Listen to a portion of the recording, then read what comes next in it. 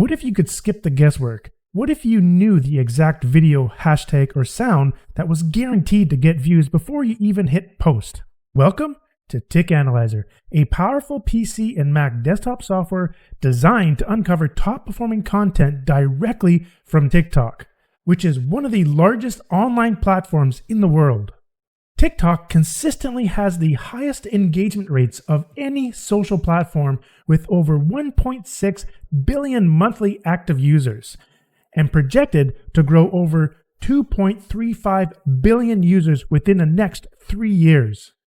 The truth is, turning views into revenue on TikTok feels impossible. You're fighting an algorithm you don't understand, you're not sure what content people actually want, and you're wasting hours on videos that just go nowhere. Hi, my name is Dave, the developer and creator of Tik Analyzer. After developing over 100 apps spanning over 22 years, I poured all my knowledge and skill into this powerful software. With Tik Analyzer, you get 11 AI-powered tools designed to uncover top-performing content, giving you an unfair advantage. Stop guessing. Instantly extract top trending videos in any major country, pulling in over 40 powerful data columns. Instantly see the metrics that actually matter, like plays per hour, engagement ratios, scores, and even estimated revenue scenarios for the Creator Fund, Creativity Program, or ad RPMs. Even if you don't use TikTok, you can analyze its data to find powerful content ideas for any other marketing platform. Imagine uncovering the exact content people are engaging with right now. Or, what keywords and hashtags are the most important within your niche? Tik Analyzer organizes complex data into clean, actionable reports and easy-to-read data grids, helping you make smarter decisions faster. With the User Profile Analyzer, extract top trending creators or search by keywords to pull back over 25 real-time metrics, instantly seeing who's performing the best. Sort by channel score and even analyze their top videos, uncovering the best performing outliers in just a few clicks. And here's a quick tip. Send their top content to the AI Data Analyzer tool and ask the AI to create similar content ideas in your niche based from their top performing content. But here's where you leave the competition behind. Send any viral video to the comment analyzer and instantly scrape thousands of top engaging comments and let our AI generate a full insights report, which gives you an executive summary, audience themes, FAQs, and actionable ideas for your next video. It's the perfect way to get fresh content ideas based on what people are already talking about. Want the real voice of the buyer? Dig even deeper into comment replies and uncover ideas you would have never thought of, such as microtopics and objections that you can address in your next post. And it even gets better. With the AutoSuggest Tool, quickly pull the top search keywords straight from the TikTok search bar, then use free volume estimates to see what people want right now. Next, use the Add Keywords tool to extract the best performing keyword phrases directly from the TikTok ad network. Then you can see which terms drive real clicks and conversions. Then double-click any term to open up 5 drill downs with related and breakout hashtags and keywords, plus where those terms perform the best in the entire network. Now, lock in your reach with hashtags, grab the top 100 by country and industry, then use the hashtag analyzer to search by phrase across multiple sources. You can see the published counts, views per day, audience age ranges, and top countries with up to 3 years of history. Paste your own list or generate new tags with the built-in AI hashtag generator. Pick the right soundtrack with the Song Analyzer. View the top ranked tracks by country and timeline, filter for commercial use, preview, and download the song and similar options. Search by vibe to see audience ages, interests, and regions for each track. And at the heart of the software, you have access to another powerful tool, the AI Data Analyzer. Send data from any of the 14 data grids and ask anything you want, such as hooks, FAQs, outliers, or next steps. We've even included over 590 preloaded prompts, helping you get the exact AI reports you need fast. Use more than 10 built-in AI models for free with no monthly fees, or plug in your own API keys for full control. And there's so much more, like import options as well as bulk video downloads. Tik Analyzer brings all 11 powerful tools together so you can find what your audience craves and turn it into content that wins. Other tools charge you hundreds of dollars a month and put strict limits on your searches. With Tik Analyzer, you get unlimited data extractions, unlimited AI analysis, and no monthly payments ever. Okay, let's go.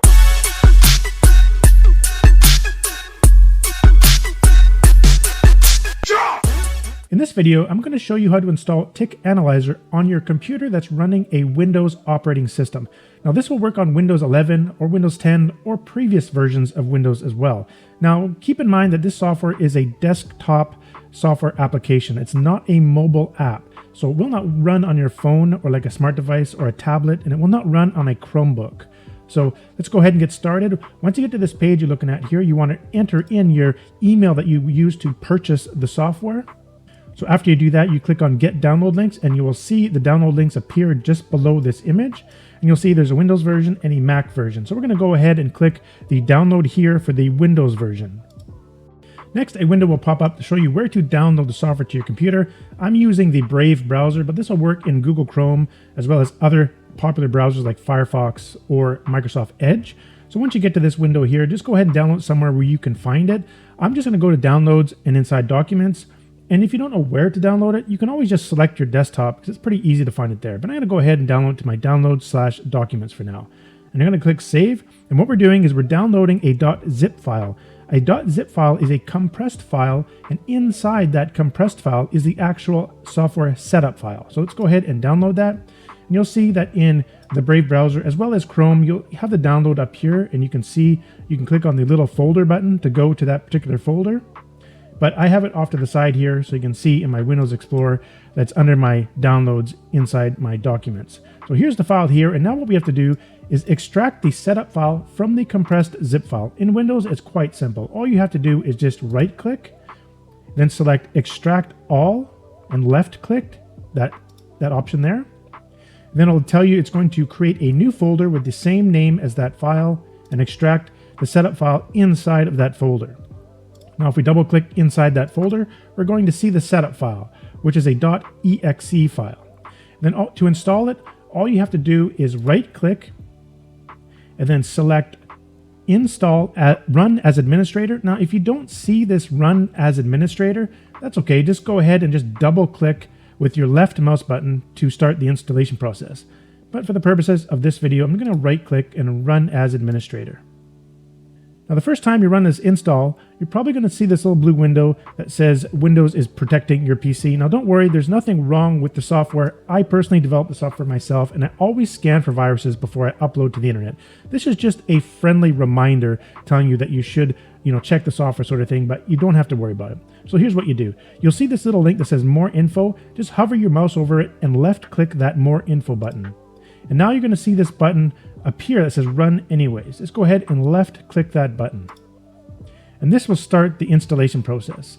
So all you gotta do is select on I agree, click Next, and then you can select where you'd like to install the software. And if you don't want to install it in the default location on your computer, that's okay. You can select this little browse button and you can browse anywhere on your computer you want to install it. Some people like to install it on an external hard drive or maybe even on your desktop. It doesn't matter. I usually just leave it on the default. Go ahead and click Next. And then you have the option to create a shortcut on your desktop, which is quite handy, so I suggest doing that. And then we click on Install, and now it will install the software on your computer.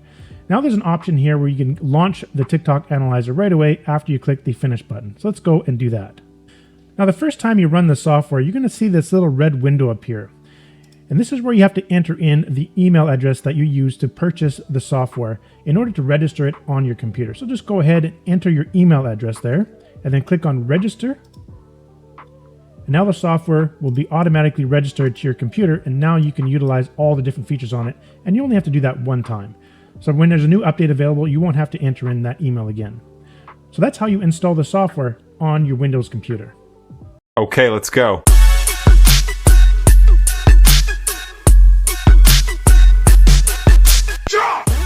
In this video, I'm going to show you how to install the Tik Analyzer software on your Mac computer.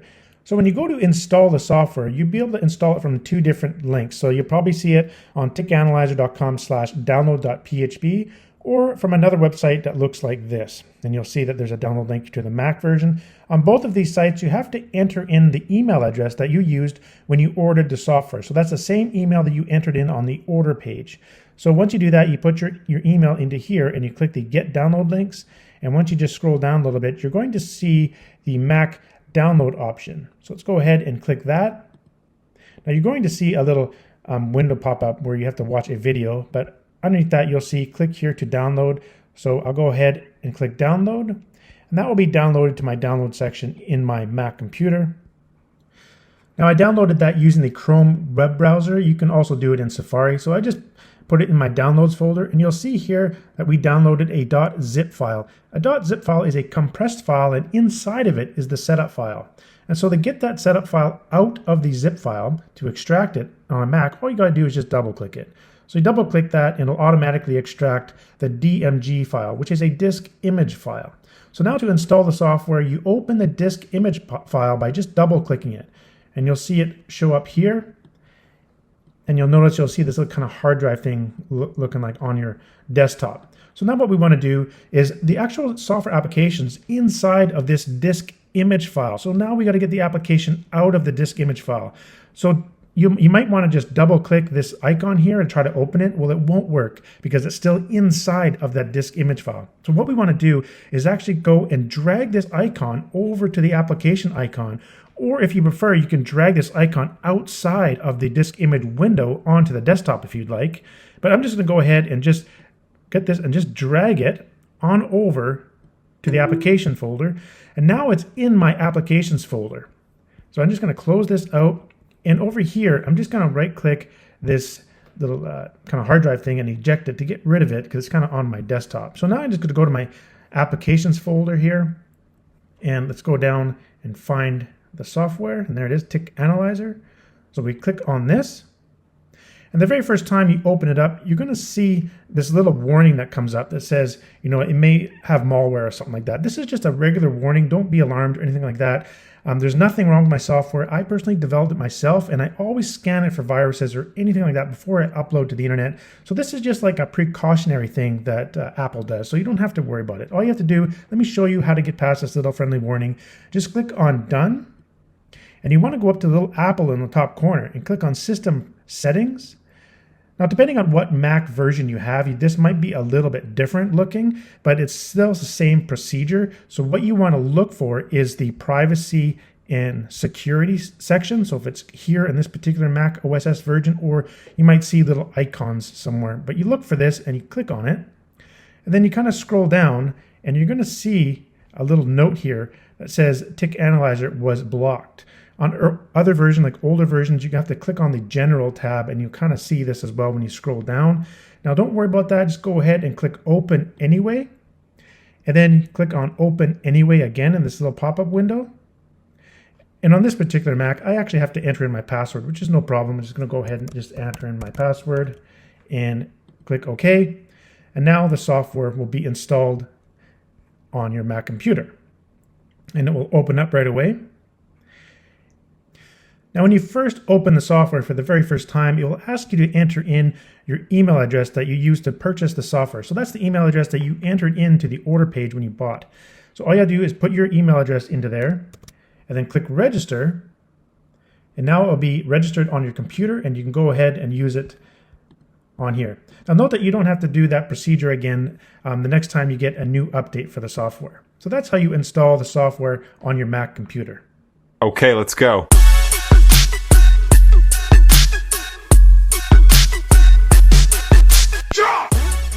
Here I'm going to talk about how to use the AutoSuggest keyword generator tool that's located within the keywords tab of the Tik Analyzer software. The purpose of this tool is to generate keywords based on a seed keyword that you put into the search phrase text box right here. So this can be your main niche keyword or whatever keyword you're using to do research around. So go ahead and type in your keyword here, and you simply just click the generate button, and it'll go out and generate a bunch of keywords that are extracted directly from TikTok. So let me explain where these keywords are actually coming from. So you'll see that there's actually a search range that we can do here, and you could select different search ranges. So let me explain where this comes from, and then you'll understand what the search range means. So if we go to TikTok and type in the word dog into the search bar on TikTok, you'll notice all of these auto-suggested keywords. That's where those keywords are coming from. Now, if you append each letter of the alphabet one at a time, you'll get new sets of keywords. Let's put space in the letter A, and you'll see we get another set of keywords. Let's do the letter B. And if we go on through the whole alphabet all the way to Z, we get a whole bunch of different keywords again. And you can also append the numbers. So 0, 1, 2, all the way to 9 as well. Another thing you can do is you can prepend them, not append them, but prepend before the keyword. So you put A and space, and you'll get a different set of keywords. Same if we do with B as well. It's not letting me do that there. Let's just put B and C and so on and so forth. So then in the search range, you have the option to do that. So you want to add the alphabet or 0 to 9 after the seed keyword or before the seed keyword, or the best option pretty much is before and after. So we'll do both, so you'll get more keywords that way. Another option is to do AA to ZZ. Now I do recommend not using this all the time, maybe once in a while. This does a lot of data extractions, and so let me show you what that means. So if you go here and let's just do a dog and type in AA, so it starts like this and gets the keywords. Then it moves up one here with the alphabet to AB, then AC, then it goes all the way to Z. And then what you do is you change the A in the front here to B. And then again, it goes through the alphabet on the second part here all the way to Z. Then the inner part goes, after you get to that, it goes to C, and it continues on until you go to ZZ. So you can see it goes through quite a bit of iterations in order to extract the data. So I recommend only doing that once in a while. It does take a long time, and it does hit the TikTok website quite a bit. But usually when you do before and after, you'll get enough seed keywords, or sorry, enough keywords from those seeds in order to generate a large list of keywords. So I went ahead and actually did the before and after option here. I just paused the video a bit and just did that, and it got almost 600 keywords just from that option. That's quite a bit to research. So that's the basic idea of how this actual tool works. There's a bunch of other things that can be done in here, but I'm going to show those in other videos. For example, the search volume. You can import search volume or use estimated search volume from a free online API source that does computer estimated search volume. Please note this is not real search volume. Think of it kind of like a keyword score that helps you guide you in the right direction to getting a valuable keyword. Then there's also keywords everywhere implementation. So make sure to watch that video to understand what that is. Then there's also the AI tool. So you can actually do AI generations using this actual data. So think of it like talking to AI with this data, which is pretty awesome. And there's some pretty amazing things you can do. So make sure to watch that video. But what I do want to show you is you can actually import keywords into here as well. So if you click the import, you can just import them here one at a time, or you can paste them in. So let's go ahead and just grab a couple from the side here and paste them in. And you can click OK, and you can paste those in like so. Then you can utilize those within this tool as well, like getting search volume and doing AI analysis on those particular keywords. You also have the option to just quickly sort all columns in every data grid just by clicking the very top cell here. You can sort them.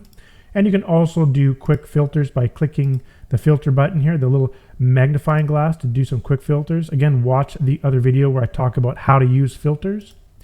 And I just want to finally show you that you can save the data to files using the file button. Every tool will have its own file button, and you can save to a project file. Note that each grid has its own project file. So you cannot take, say for example, a project file from the AutoSuggest tool and then import it into the videos tool. They're different grids and different files. But you can go here and you can save the project file if you'd like. Then if you clear it out, you can go ahead and load that project file that we saved back into the software. Pretty self-explanatory, pretty easy to use. You can also access a bunch of other features for this data grid and all other data grids by simply right-clicking your mouse, and you'll get access to all of these different features. For example, doing the estimated search volume, keywords everywhere, implementation, the checkboxes, filters, copy. You can also search the selected keywords in Google Trends, Google Search, and Bing Search. This just brings it up in your default web browser. You can also auto-fit the columns or reset them. You can also delete rows. So when you see selected, what that means is when the row checkbox is selected, and you can select checkboxes just by double-clicking any row in any cell, and you can bring up that checkbox, or you can come over here, you can just click the checkbox.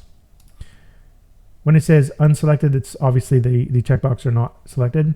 And highlighted just means if there's any cell within that row that's highlighted. So this blue cell is highlighted right now. So you can actually hold down your control key and highlight individual kind of rows like that, or you can use the shift key and you can select a whole bunch at a time. And I do want to mention, if you click this little box up here on the very left column, you'll get these options where you can select all the rows, unselect, you select checked rows. You do all these different of highlighted rows. You can do these different options. You can actually access those options as well when you right click and go checkboxes. They're here as well. So that's a quick overview of how to use the AutoSuggest tool and what it does, and how you can quickly generate hundreds and hundreds of keywords very fast directly from the TikTok website. Okay, let's go.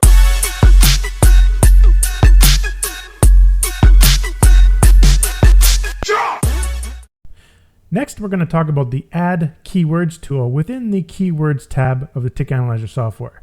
So this actual tool will extract data directly from the TikTok ad network. Now, in particular, you'll see here the TikTok Creative Center. Under Inspiration, you'll notice there's Keyword Insights. This is where the data is actually being extracted from. Now, all of this stuff is available here on their website, but we've made it much easier for you to get access to this data all within the software, and you can see it all at once and do all sorts of really cool things with the data. Let's go ahead and analyze each part of this actual tool, because it's pretty awesome. So the first thing you can do, you can come here and you actually just keep it all selected as it is, and you can select a period between 7 days, 30 days, and 120 days. Let's just leave it at 7 days and go ahead and click Extract. And it'll start extracting all that data you saw on that web page there into this nice handy data grid. So I'm just going to go ahead and stop it here to show the data it's got. So it gives you the keyword, it gives you the word count, the character count. Those are not provided actually on their site. On the period, now you've got the popularity of that keyword, the popularity change. You've got the actual click-through rate, conversion rate, the cost per action, the cost of the actual keyword that was spent in their ad network, the number of impressions that keyword created within all of the ads in the ad network, the likes, comments, and shares. You can see the massive amount of awesome data that you can get for each one of these keywords. Now, these are keywords that are used within the TikTok ad network. So other basically publishers have created ads, and these are the keywords that they were using, and these are the stats associated with each of those keywords. Now, here's something else we've done in here that even makes this even better. If you go to this column here, the keyword column, and if you double click any one of these keywords, let's say for example, for free, I'm going to double click this cell. It will bring up the add keywords details. So add keyword details window. So let's just get the one out of the way there, and you can see just this one. And now we have access to 5 different grids. And the first grid here, you could see we've got where the keyword was used within the ad text, and then the ad location. So this was placed in the ad text. There's ad voiceover, and there's also another location it can be. So it's ad text, voiceover, or text overlay. That's kind of where the actual text will be located. And then it gives you the click-through rate and the rank based on that keyword within where it was found. So you get an idea of how this keyword is actually being used within ads, which is extremely powerful. And now down here, you can see the popular keywords that are related to that one, the breakout keywords and how much they are changing in popularity. Now over here, you can see the related hashtags used for that keyword, as well as the breakout hashtags. So all of these data grids are accessible here, and you can go ahead and let's say you want to see this data for a different time period. So down here you can actually select for 30 days, and it will regenerate all of that data again in all 5 of these grids for you. In addition, you can actually save data from each of these grids if you'd like. So it saves it out to comma delimited files. In addition, you can also analyze each one of these data grids, the data in every one of these 5 grids, by using the AI Data Analyzer as well. So make sure to watch another video on there where I go through in great detail how to use the AI Data Analyzer. So that thing is pretty awesome. Basically, you get to chat with the AI model about the data in these grids and ask it all sorts of questions like analyze these keywords and give me the best video ideas I can create in TikTok. That's just a quick example. I mean, you can ask anything you want. It's pretty awesome. Now in this tool, I do want to mention you can actually go up and down here and kind of do a little, make the grids a little bit bigger if you'd like, a little splitter. And when you go like this, you'll see this will automatically just split evenly. But this is kind of handy if you want to see more of that grid or more of these grids. And similar to the AutoSuggest tool here from the other video, you can also import or generate computer-generated search volume data. I'll have another video explaining how to do that. It's quite easy. And you can also do the quick filters and sort each column just like I mentioned in the other videos. Now, what I want to do is concentrate on the inputs here. So you can optionally import a keyword if you'd like. So let's clear this out. And let's type in, for example, the word free, and it will search based on that keyword. Now keep in mind that it's limited. Like these keywords are just limited to what people are actually using in the ad network. So it's not going to have every single keyword you can possibly think of is actually going to be in here. So you got to try different keywords and try to like use short tail keywords. Like don't have a big, massive, long keyword in there because you most likely will not even be in there. Let's like try the word like dog, for example. So it did find 36 keywords. So you can see it's quite limited, but it still gives you an idea of what people are spending money on. And that's one of the biggest reasons why I wanted to put this tool in the software, because if there are vendors out there spending money on these actual keywords, like take a look at this. So this keyword here, $105,000 was spent on the word dog food. So if they're spending that kind of money on that keyword in their ads, well, that means they must be making money or else they'd be going bankrupt, right? It's just kind of intuition. It's just common sense, really not intuition, but common sense. If they're spending that kind of money, well, then that means they're making money. So you want to concentrate on these keywords that are basically costing a lot of money because they must be producing a lot of money. So that's one of the reasons why I really wanted to put this tool in here, because that's really valuable information. So let's just clear this out, and I'm just going to clear that out and talk about some of these. So you can select the country that you'd like to only search. So you got all these different countries, over 100 countries in here. You can quickly just search what country you want to search in there. And then you just select the checkbox for the ones you want. And if you select multiple like this, you'll see them show up here. Now you have the industry. You click on industry and it comes up with this little separate window which you can select from. There's a whole bunch in here. If I go in click,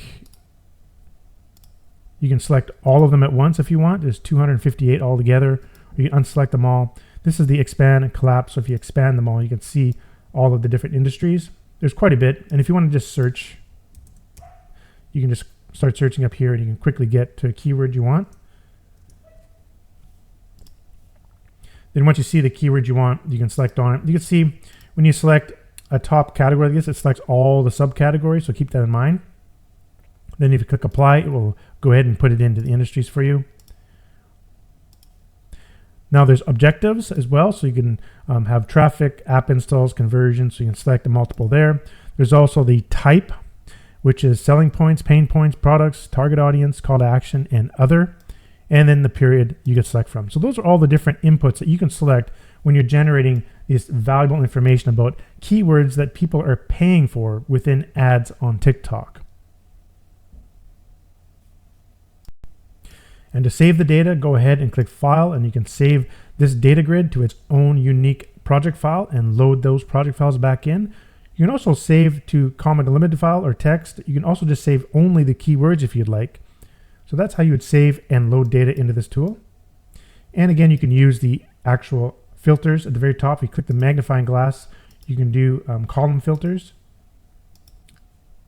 And you can also have custom filters by clicking the filters and go show, and you can create groups of filters, and you can even save as filter files. I will provide other videos on how to do the filters, but it's quite self-explanatory. So that's the tool here for analyzing the ad keywords within the TikTok ad network. Okay, let's go.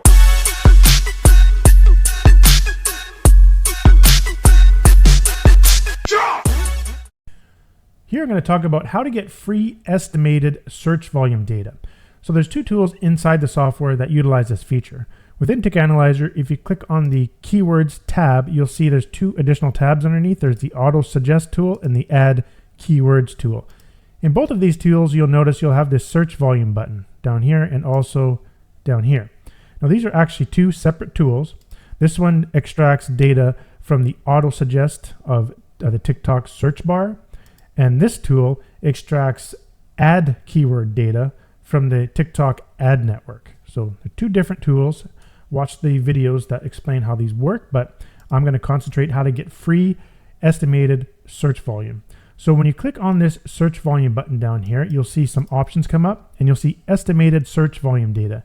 And you have some options here. You can get the estimated data for all keywords, selected keywords, or for the not extracted keywords. So I'll explain each of those in a second, but I do want to stress that these are estimated. So I found a free online API which provides computer estimated search volume. Okay, so it's not real search volume. I don't want to fool you with that or anything like that, but it doesn't mean that it's not valuable. You can think of it kind of like a score, that kind of like a keyword score that kind of guides you in the right direction of which keywords are more valuable than others.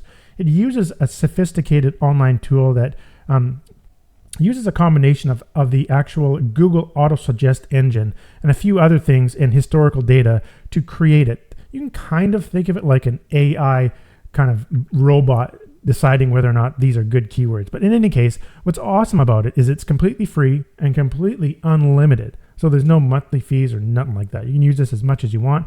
But I like it because it gives you basically an additional metric that kind of will guide you in the right direction. So let's go ahead and just click here. So this obviously means just get the estimated data for all the keywords. So it does take a while. You can see it's taken a bit to go through all of it. Now I'm just going to stop this here. Now let's explain those other ones. It says get estimated data for all, get estimated for selected. Selected means the ones that are the rows that are selected with a checkbox in the leftmost column. So say, for example, I just wanted these ones here, so you can select them there, or just double click anywhere in the grid and you'll actually unselect and select that row. And let's go ahead and do selected, and we'll just get those ones that are selected. Now let's say you click the other one, you can see it says not extracted because they're not extracted yet. If you go in here and go not extracted, it will just concentrate on the ones that are not extracted yet. So it's pretty self-explanatory. It's pretty simple to understand there. You can also right-click and access that from here. Right-click the data grid just with your mouse, and you'll see estimated search volume, and you can select those three options there. And you also have this option within the add keywords as well. So you can go, and you can just kind of go over here, and you'll see the columns will be added. So when you first use the tool, those columns are hidden, and when you go to use it, the columns will unhide and show themselves. So that's how easy it is to get estimated, computer estimated monthly search volume, cost per click, and competition. The competition is ranked from 0 to 100, where 100 is the most competitive and 0 is the least competitive. And you can think as competition kind of like, like how many other websites on the internet also are competing with that keyword. You kind of think of it like that. How many other people or how many websites? It's a competition. It's kind of a value from 0 to 100. So obviously you want to be avoiding these high numbers that are fully competitive, but that's kind of what that means. So that's how you can find the computer generated search volume. Okay, let's go.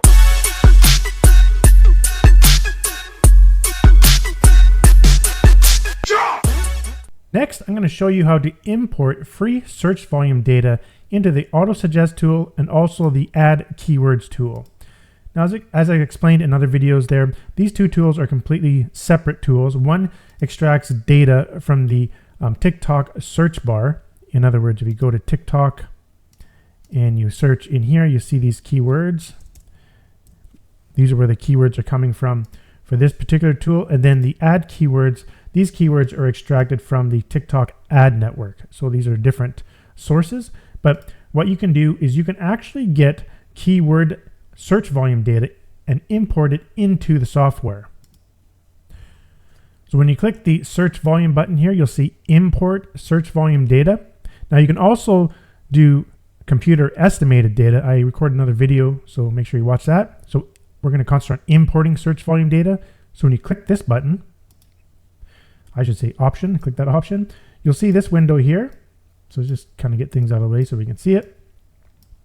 So there's basically 3 steps. The first step is you want to select the source of where you're going to get the search volume data from. There's 3 sources. There's the Google Keyword Planner, which is free.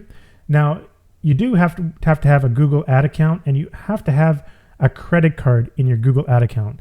You don't have to use your credit card. You don't have to pay for anything. You just have to have that set up in order to get access to the Google Keyword Planner. Now, I set up my Google account probably 10 or 15 years ago, so I'm sure it's a little different now than when I did it. But from what I can see, you still need a credit card in your account. But if you got that, then you can use the Google Keyword Planner, and it's free to use once you have it in there. Like, it doesn't cost you any money at all. Now, there's also the searchvolume.io tool, which allows you to do, I believe, up to 800 keywords per day for free.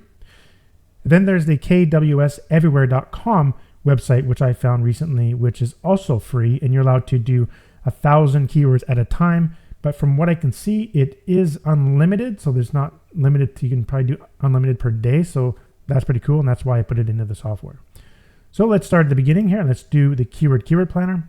Sorry, the Google Keyword Planner. What you want to do is you select it here. It'll automatically make your sets that you got to copy to your clipboard. Now you can notice there's only 600 keywords here. If you say you had like 5,000 keywords or something like that, it's going to create sets of 2,500. So it'll be 2 sets here of 2,500 because you can only copy and paste 2,500 keywords at a time into Google. I do want to just quickly mention that, yes, these keyword sources, they're all from Google. So the Google Keyword Planner is obviously data from Google. Search Volume IO, I believe, is from Google, and same with the KWS Everywhere. That's also sourced from Google and its partners.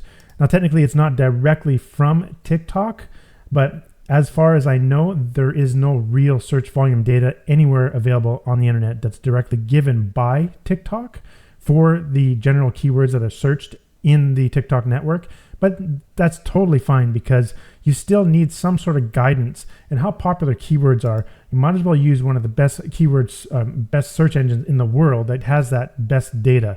So it's still a very valuable information to know, even though it's not TikTok and it's coming from Google. You can pretty much assume that overall, generally, if some keywords are searched a lot in Google, they're most likely being searched a lot in TikTok as well. Not exactly the same, but overall, it's still a really good guide to have, and it's still very important information when you're doing your keyword research.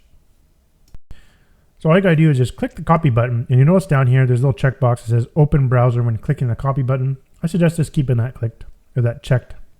And go ahead and click the copy button.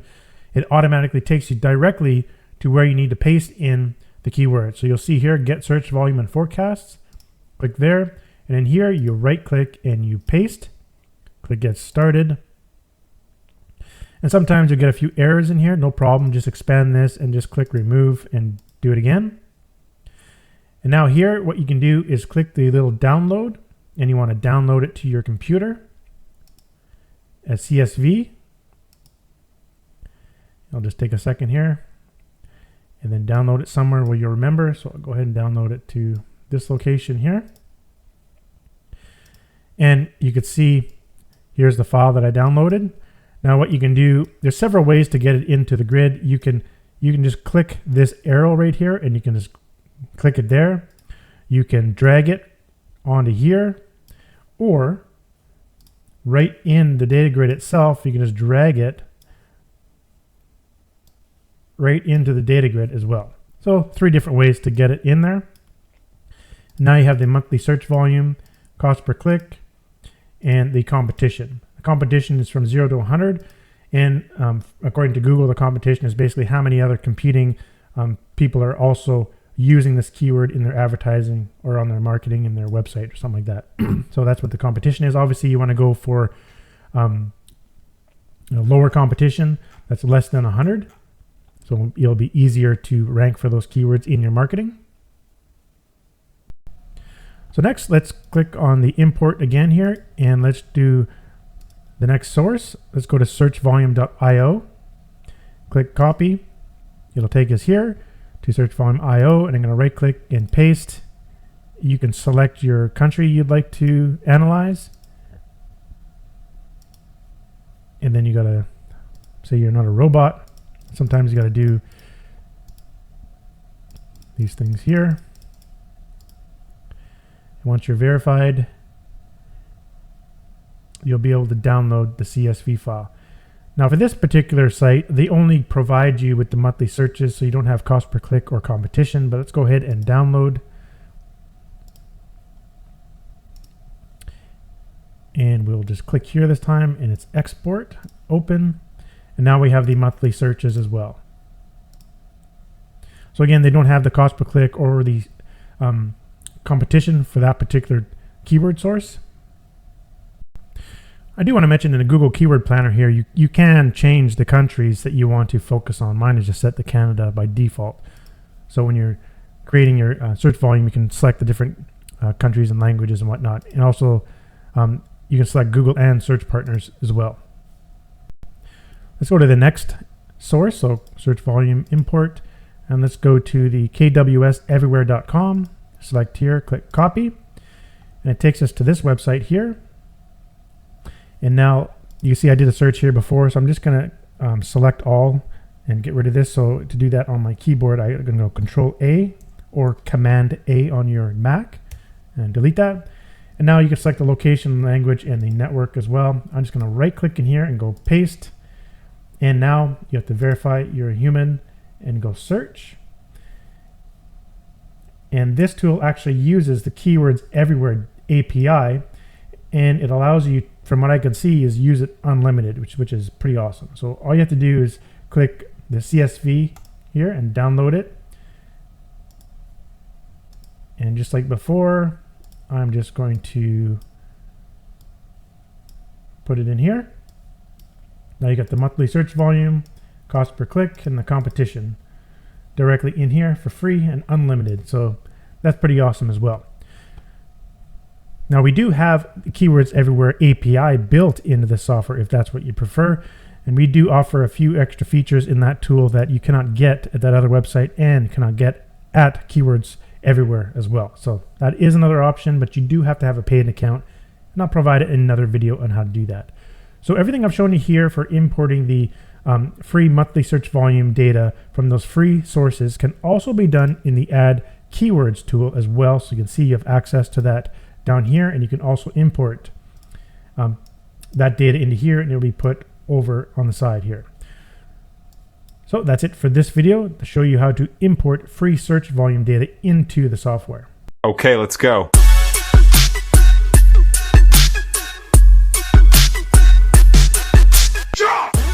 In the hashtags tab, you'll notice there's two sub-tabs. These are two different tools within the hashtags.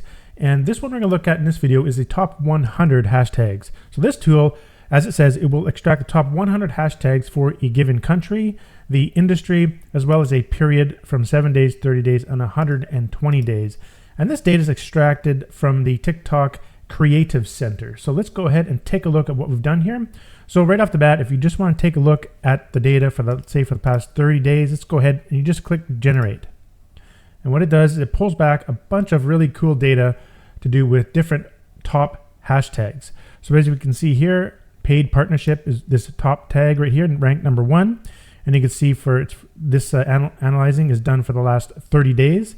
You can see the total published count, the total video views, the current rank, different. This is ranked different. So how much has the rank changed in the last 30 days? It hasn't changed. It stayed at this rank. So you can see this one right here. This particular hashtag went up a rank of 1. So Previously, the last 30 days, it was down to rank 5, and now it's moved up to 4. So that's what the rank difference means. And this here is just the country and industry, whatever you select up here.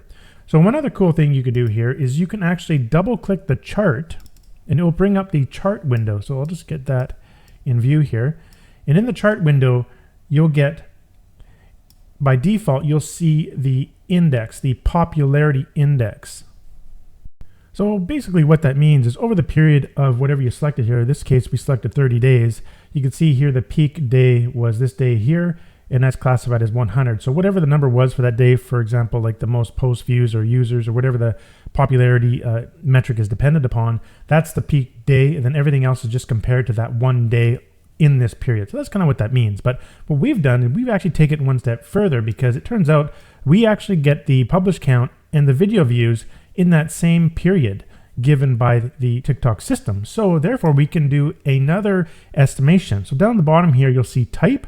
If I go to video views, well, now we can estimate the number of views per day, which is really cool. So if you just hover your mouse over, some of these numbers get so big it's hard to see, but if you hover your mouse over, you can see for that particular day is 1.6 billion views, video views in their network for that particular keyword in that period. So now you can compare during each day, and you can also look at the publishes, amount of times that hashtag was actually published.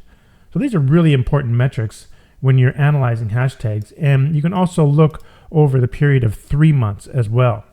So let's clear that out, and you can select from your different country as well as industry. So if, say for example, you're looking in beauty and personal care, and you're only concerned at looking in the US.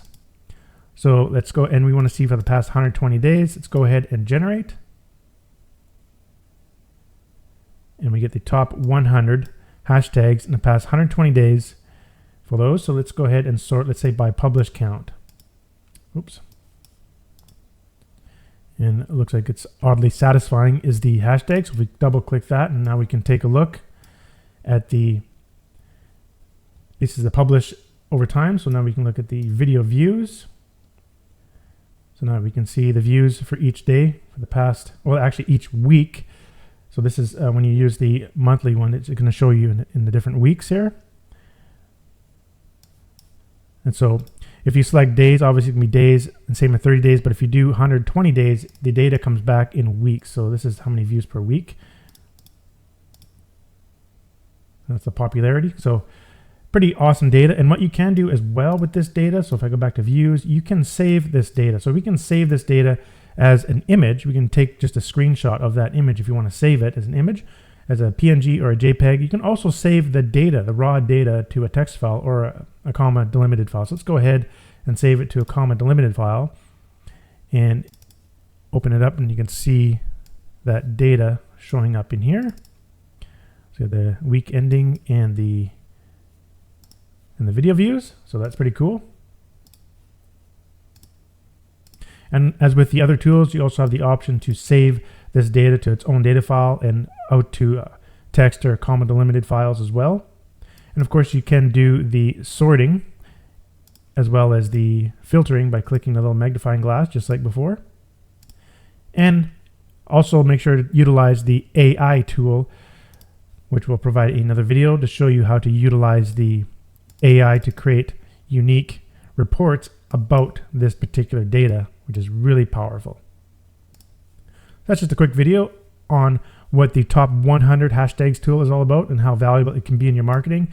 Make sure to use this, and you can see what hashtags are trending right now within the last 7 to 120 days, and you can utilize those hashtags within your video titles and whatnot and descriptions to try to capitalize on some of that natural traffic. Next, I'm going to show you the hashtag analyzer tool. Okay, let's go.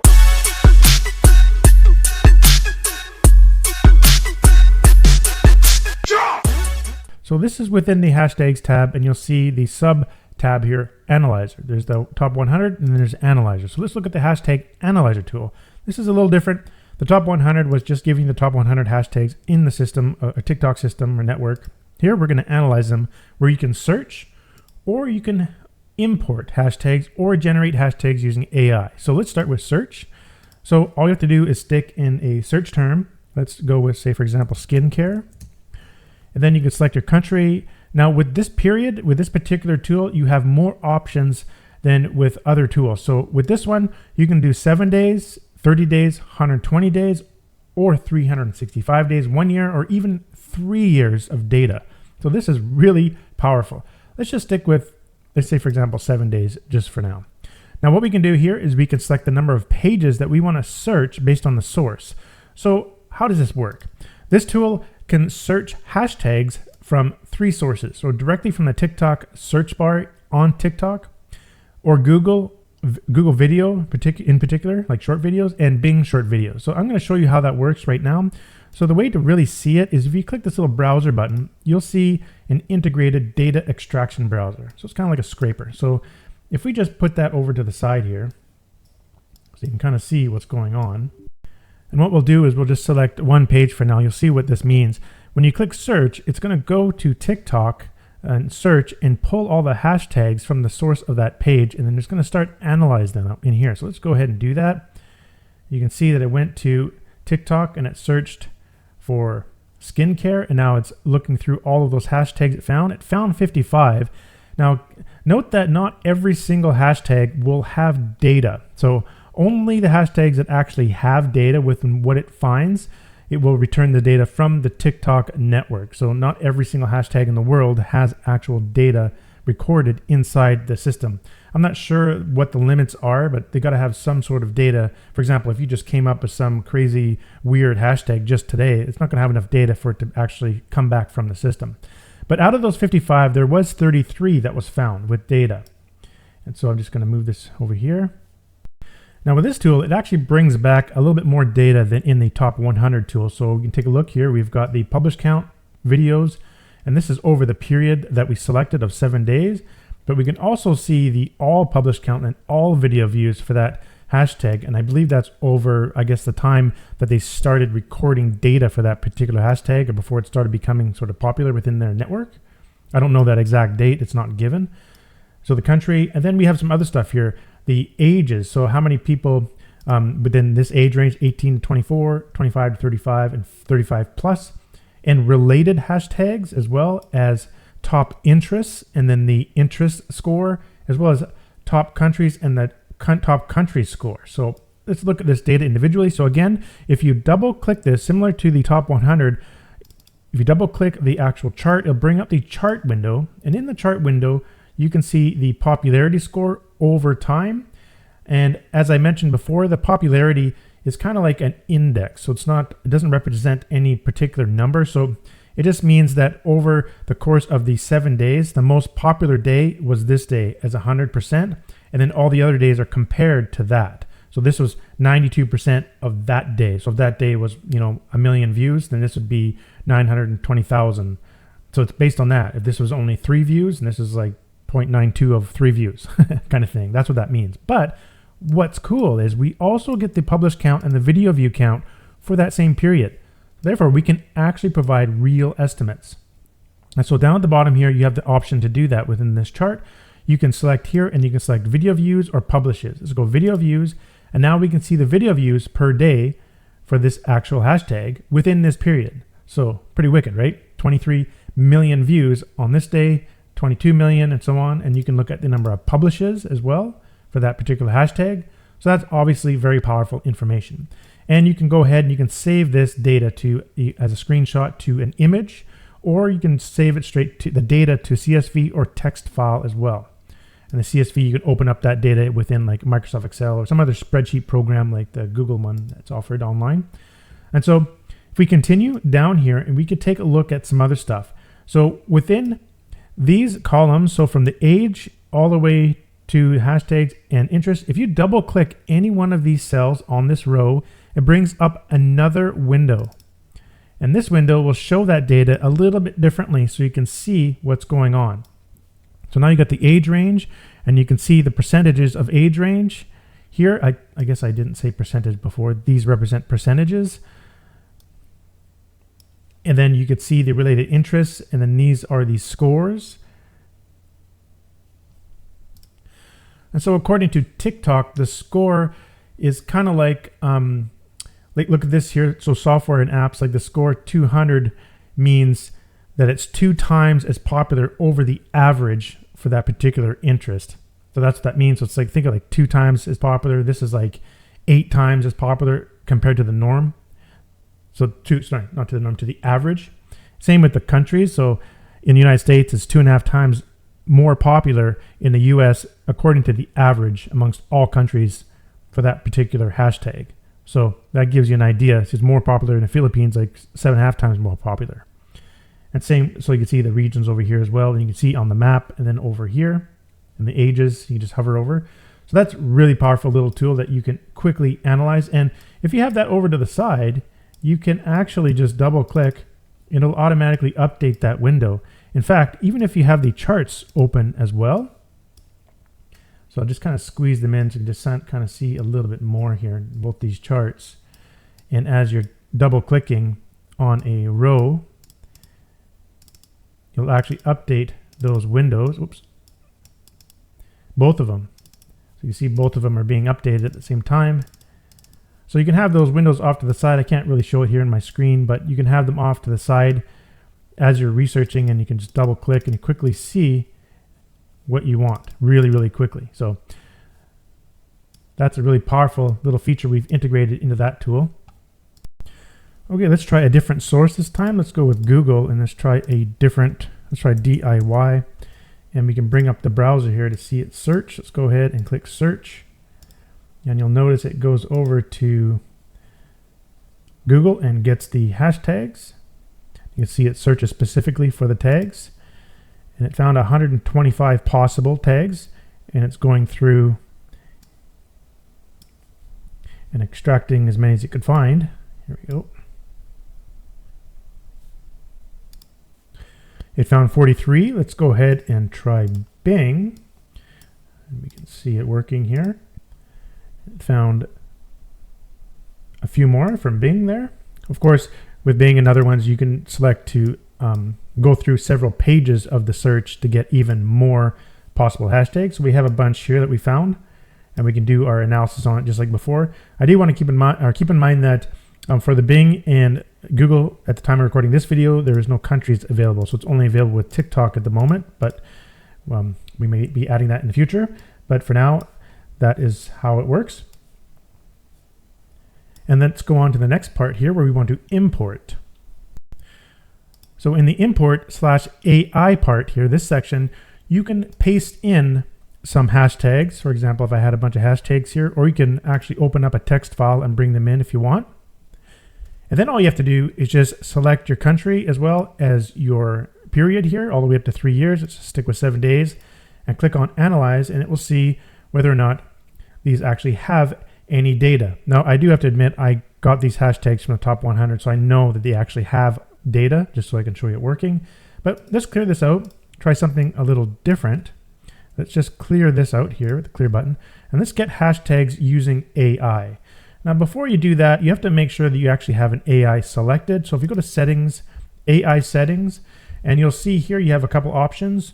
You can select the free API service model, and you have access to all of the latest models here. I'm just going to go ahead and select, say, the GPT 4.1 Nano. Now, when you select the free API service, keep in mind that sometimes you can get ads within it, but this particular tool, you don't have to worry about it because the ads are kind of removed for you. But if you don't want to do the free, it's also limited to how much you can use it. I think you can only use it every 5 seconds. So if you're trying to pound it like every second, it may not work. You might have to wait 5-10 seconds, something like that, before you want to use it. Now, there is an option to use the paid version. If you have any paid or semi-free, I like to call it, versions, like Gemini, for example, is pretty much free. You can use it a lot before you pay anything, really. And a lot of the other ones are very inexpensive, but I have actual accounts at all of these, and I can just put my own API key here and just use them if you want. That's totally optional, up to you. You may be using other products online that use these API keys, so you can just use the same one and plug them in here.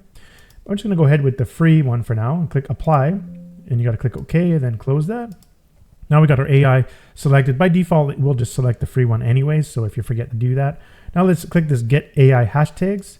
And so all you have to do is just put something in here to describe what you want, basically. So let's say on online marketing, I want hashtags related to that. You select the maximum amount of hashtags you want. Let's say go with 20 and go ahead and click OK. So now it's going out to the AI and it's asking it to generate those hashtags. It found 20 hashtags for us. Now go ahead and click Analyze, and it will see if any of these actually have data within the TikTok network. So far, almost all of them have data, which is really cool. So 16 out of 20 have data, and now we can go and further analyze those hashtags that was completely generated using AI. Pretty cool, right? And you can look at the video views and the popularity. So I don't think there are any other tools online that provide the views and publishes. At the time of recording this video, I'm not sure, but anyhow, it's very powerful information you can get just by generating hashtags directly from AI, and you can use different models to get different types of hashtags. So pretty awesome features we've integrated in here as well. And as with all the other tools, inside here you have the sorting and you have the filters, the quick column filters, as well as the custom filters, and you can save the data to its own project file and as well as other file formats. You do have a bunch of other options, and you right click any data grid, and you can do all sorts of stuff like send a hashtag to the video search tool or the user search tool. You can analyze the data using the AI Data Analyzer and a bunch of other generic stuff here, like checking columns and filtering and copying different stuff from the columns. Okay, let's go.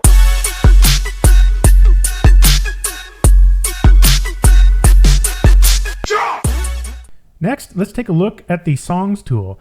This tool helps you basically identify top performing songs on TikTok, which really helps you better engage with your audience, especially if you use songs that are similar, or you can use the same song which has been approved for commercial use, as you can see here. So there's a couple ways to use this tool. You can do it by searching and then using these inputs, or if you click here, you can search the top 100 based on these inputs. So let's go ahead and just let's do the top 100 first. So what you can do is you can select to extract the video count. I'll show you that in just a moment. Also approved for commercial use. That's kind of obvious, and that will come up in the is commercial column. The country, the period is 7 days, 30 days, and 120 days. So let's just look at 30 days. And there's two different types. You can look at the basically the popular songs over the last 30 days, or the breakout songs over the last 30 days, which basically represents kind of like, you know, ones that are rapidly becoming significant over the last 30 days, like really fast, that may have been a new song kind of thing. So that's also really useful information as well. So let's go ahead and just click on here. And what this does, it goes out and it grabs the data from the TikTok Creative Center, and it grabs it here pretty quick. So let's just stop it here. And we're just looking at the top 100. And with this data, what we can do is we can look at the chart, just like similar to the hashtags. So if we double click in the chart, it will bring up the chart window. And with this one, you can see only the interest. So there's no other data that's provided here that gives you the number of plays or views or nothing like that. So that information is not provided by TikTok, but they do give you a ranking of which one is good. So and this is nice to see the popularity. So this popularity kind of tells you, if you look at where the 100 is, it's like, say this is played, I don't know, 1,000 times on this particular day. Or just say it was played 100 times, just to make it easy for numbers. If it's played 100 times on this particular day, then all the other days in this actual time period are compared to that day. So if this is played 100 times on this day, it was played 85% of that day. So it would have been played 85 times. So we don't know the actual times it was played. That data is not given, but at least we know a popularity, and we can see whether it's increasing or decreasing, or it's, it's a really popular song amongst those days that we selected. Still very powerful data to know. Now let's take a look at some other tools in here. If you double click the image, it'll bring up another form. This form can sometimes take a little bit time to load here. Now what it's doing is actually loading the song itself. So that's a song there. And then there's also similar ready-to-use music that you can use that TikTok has identified as other music that is kind of similar. I find that sometimes it's not that similar, but it still can be used. And so if you want to grab this music, now make sure that if you go and download the actual song and use it, make sure it's available for commercial use. And as you can see, this particular one is. So just to avoid any problems. And to download to your computer, you click this little 3 dots and you can go download. And you'll see it show up right here, and you can go into your folder where it downloaded, and here is that song. And you can use it the way you'd like to use it. And the same goes with these ones. If you want to download them, just do the same thing. Click download, and you got it as well in your downloads folder. So that's a cool little tool as well. And you can also come down here and you can go file, and you can save that cover image, and you can also save the main song, and you can save all of the similar songs all at once. So that's a cool little feature. So if we did that there and we saved them all, you can see we have all those songs now and their names all put in there for you. So that just makes it really easy and quick to get the song information. And what's cool is you can see it's pretty popular right now, so that could be something that you can utilize in your TikTok videos. Now, if you move over to the left here, or to the right, and if you double click at any of these columns right here, you'll bring up another window which will show you the age range, the interest, and the region popularity. So you can see the percentage of ages here for this particular song. Then you can look at the related interests, and you've got a score. So this trend score, it's basically an index score. So for example, if you have something that's like 200 right here, the interest, that means the interest category is 2 times as popular with the viewers of this trend compared to like the overall average popularity on the TikTok worldwide. So it's kind of compared to everything. So if you look at this, this is like, you know, was that 35 times more popular? The actual life hacks to do with that particular song. So that's good to know. That's a good interest.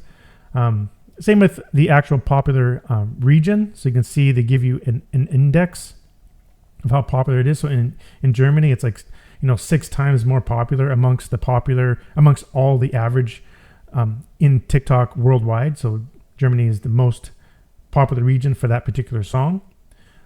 So that's very useful information you can utilize as well. And plus here you can see the rank difference. So you can see this particular song went down in rank by 1 in this 30-day period. So 30 days ago it was in position 8, but now it's down to position 9. So that's what the rank and rank difference means. Then you can also click on the link and it will take you to the song page. And you will notice on the song page, it shows a whole bunch of videos, it has a song, but it also shows you how many videos that song is using. So obviously, it'd be kind of, to really stand out, it'd be kind of good to use one of these songs that's popular, but not be competing with a lot of other videos, because your song, it'll be kind of unique to yours a bit. So one way you can do that is you can click this extract video count. So let's just clear this out here and click generate. Now this time what it's doing is actually going to that page and grabbing that data. So it does take a little bit longer. As you can see here, it gets the data and then it's going to that page and grabbing that number. But now you know how many videos that song is being used on. So maybe you want to concentrate on this one here. It's only 38,000 videos that have that song, but it's a popular song. It's in the top 100 right now in the last 30 days. So just something to think about, another extra metric that you can use. And of course we can look at the breakout as well, something that's breaking out at the moment.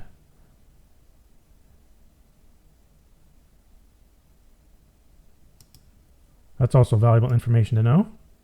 Let's take a look at the search. So if we go to the search option, we can search here by keyword. So for example, let's just type in the word good. And I want to get the video counts as well. And let's do the last 120 days. And let's look at the popular. Go ahead and search. And so this will go through, and it's going through 5 pages. And each page has 20 songs per page, so it can do 100 songs here. So it does take a bit to start gathering all the data. So I'm just going to go ahead and just stop this. And now we can see these songs, the video counts. It missed out on this one here because it probably wasn't given. And we can always check to see. Yeah, this song wasn't available in my country, or in the country that I searched. So you got some of them might not be available, so you have to change the country, so it wasn't available in the United States. But now we can look at the charts. It peaked on this day and it's kind of going down a little bit. So it was going up and I'm going down in that period of 120 days. And you can get your author and your title. And of course you can go and download the songs as well, just like before. And just like all the other tools, you also have, you can sort. And also you can see this ranks here. It's not ranked. So when you're searching, you're not going to get the ranked data That's to do with the top 100, but if it's within the top 100, it will show a rank. These ones are not commercially for use. So if you wanted to do for commercial use, let's clear this and see if we can find something for commercial use.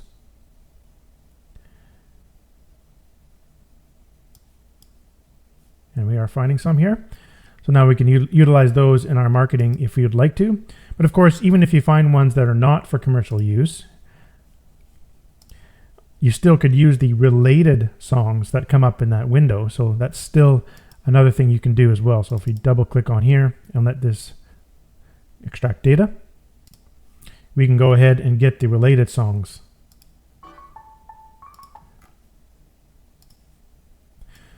So that's a basic overview of how to utilize this particular tool, which again is extremely powerful, and it really helps you pinpoint a song that you should be using in your videos to gain more views and more engagement with your TikTok videos.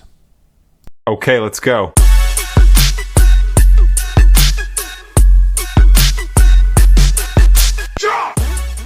Here I'm just going to give you a real quick rundown of the video extraction tool and all the features in here, just really quick. If you want to get more details, I'll provide other videos that will go in a lot more detail, but I just want to show you how to get started really quick. So basically, you can search by keyword right here, or you can look at the top trending videos here. So let's start with search. You just stick in your top niche keyword like dad jokes or whatever your niche is, and you want to select your source, where the videos are coming from or searched. So it'll be TikTok, Google, or Bing. How many pages you'd like to search. Click search. It will search directly in the integrated web browser and start grabbing the data for each video. And you can see all the amazing data that you can see here. You might want to concentrate more on the score to see which one is basically more kind of viral, but you can look at all sorts of data, like the like ratio, how many of the people that actually watched the video also liked the video. So that's a really important metric. And there's so many more metrics in here that you can go through. Then of course you can sort each column by just clicking the very top cell here. You can search each column by using the quick filters. Just select in here and simply just start typing, and to clear out that quick filter you can do there. Or if there's a number, you can select what you want to do. So greater than, say, 50, and as you type, it does it in there. You also have the option to save your filter. If you go hide, show hide button here, you can actually add this and save it. So like say later on you load some data in here and you just click there, go to your saved and just click on it and it'll automatically apply. And you can clear out your column filters there. You also have access to your custom filters. Again, I'll show more videos on how to use this. And then let's look at another way to search. So if it's clear this out, hit the clear button. You can go to trending and you can hit the trending button and you can select country, period, and sort by, and you can get the latest trending videos. And to stop any extraction, just hit that stop button you see right up here. Just click that, and you'll always see that progress bar showing you the progress of what's going on. And usually there's some information at the very bottom in the toolbar, or status bar I should say, that gives you information what's going on there. I want to show you one more way to search that's a little bit different that you might like. Using the built-in web browser, you can click the engine button and go to one of these search engine, TikTok, or you can go to say Google, and right in Google, it will provide you with the proper search kind of parameters in here, and you can just change the word to whatever you want, like say dogs or like funny pets or something like that. And it will search it for TikTok videos. And in here, you can click the auto scroll and it will automatically scroll and reveal more videos in the built-in browser. And you can click stop here or stop up here. Then you can click get video links, and that will scrape out the video links into the data grid. Now you can extract these. You can see it's just the links in there. There's no data extracted, only the links. So to extract this data, you can right click and go extract and then use one of these options. There's also a button at the bottom here. You can click extract and extract the data, and you can go ahead and extract the data to the grid. That's just another way of doing it. Of course, there's other ways you can utilize this browser. You can also search and extract people's complete profiles, like all of their channel videos. You can do that. Just go to the channel in here. If you go to TikTok and go to someone's channel, then you can actually extract their videos. So if we clear this out here, and if I just scroll down a little bit or use the auto scroll, click get videos. Now all these videos are from the same channel. Now I can extract the data for all the videos in that channel, depending on how many you've scrolled in the browser there. We've got 50. So that gives you an idea of, then you can start to nail down which one of those videos are actually getting the most plays. So you can kind of see what their outliers are. What are the best videos within that channel? You can also do things like send over the hashtags to the Hashtag Analyzer tool, the keyword tool as well.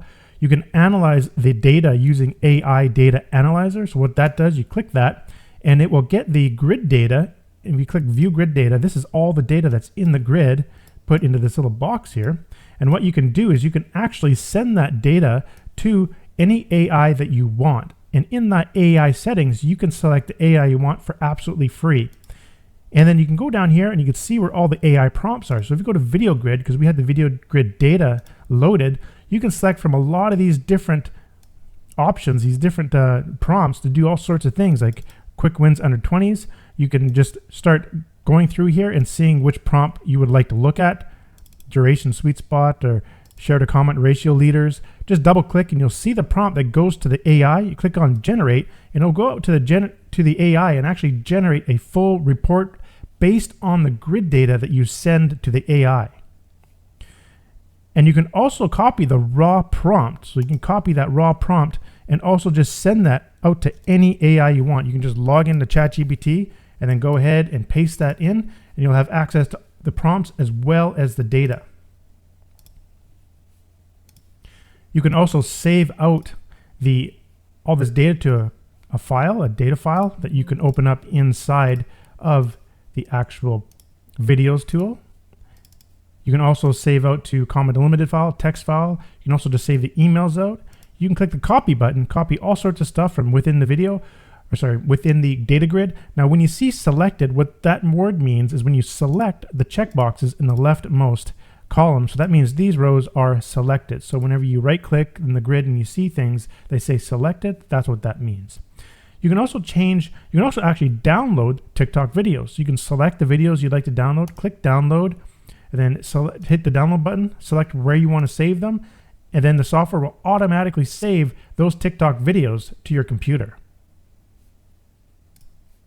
You also have the ability to import using the import tool. So if you could just put TikTok video links in here or just any source code from anywhere that contains links and drop it in here. We have another video showing how to do that. But that is just a quick overview how you can really get started very fast using the video extraction tool that extracts data for TikTok videos directly from the TikTok website. Okay, let's go.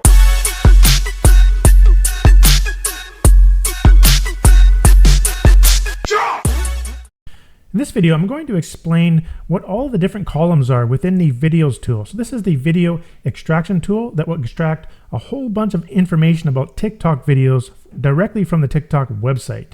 So that's what we're going to do here. But what I need to do is I need to get some videos here real quickly. Just for simplicity, I'm just going to go to the trending tab and just go ahead and extract a bunch of top trending videos that are happening at this moment.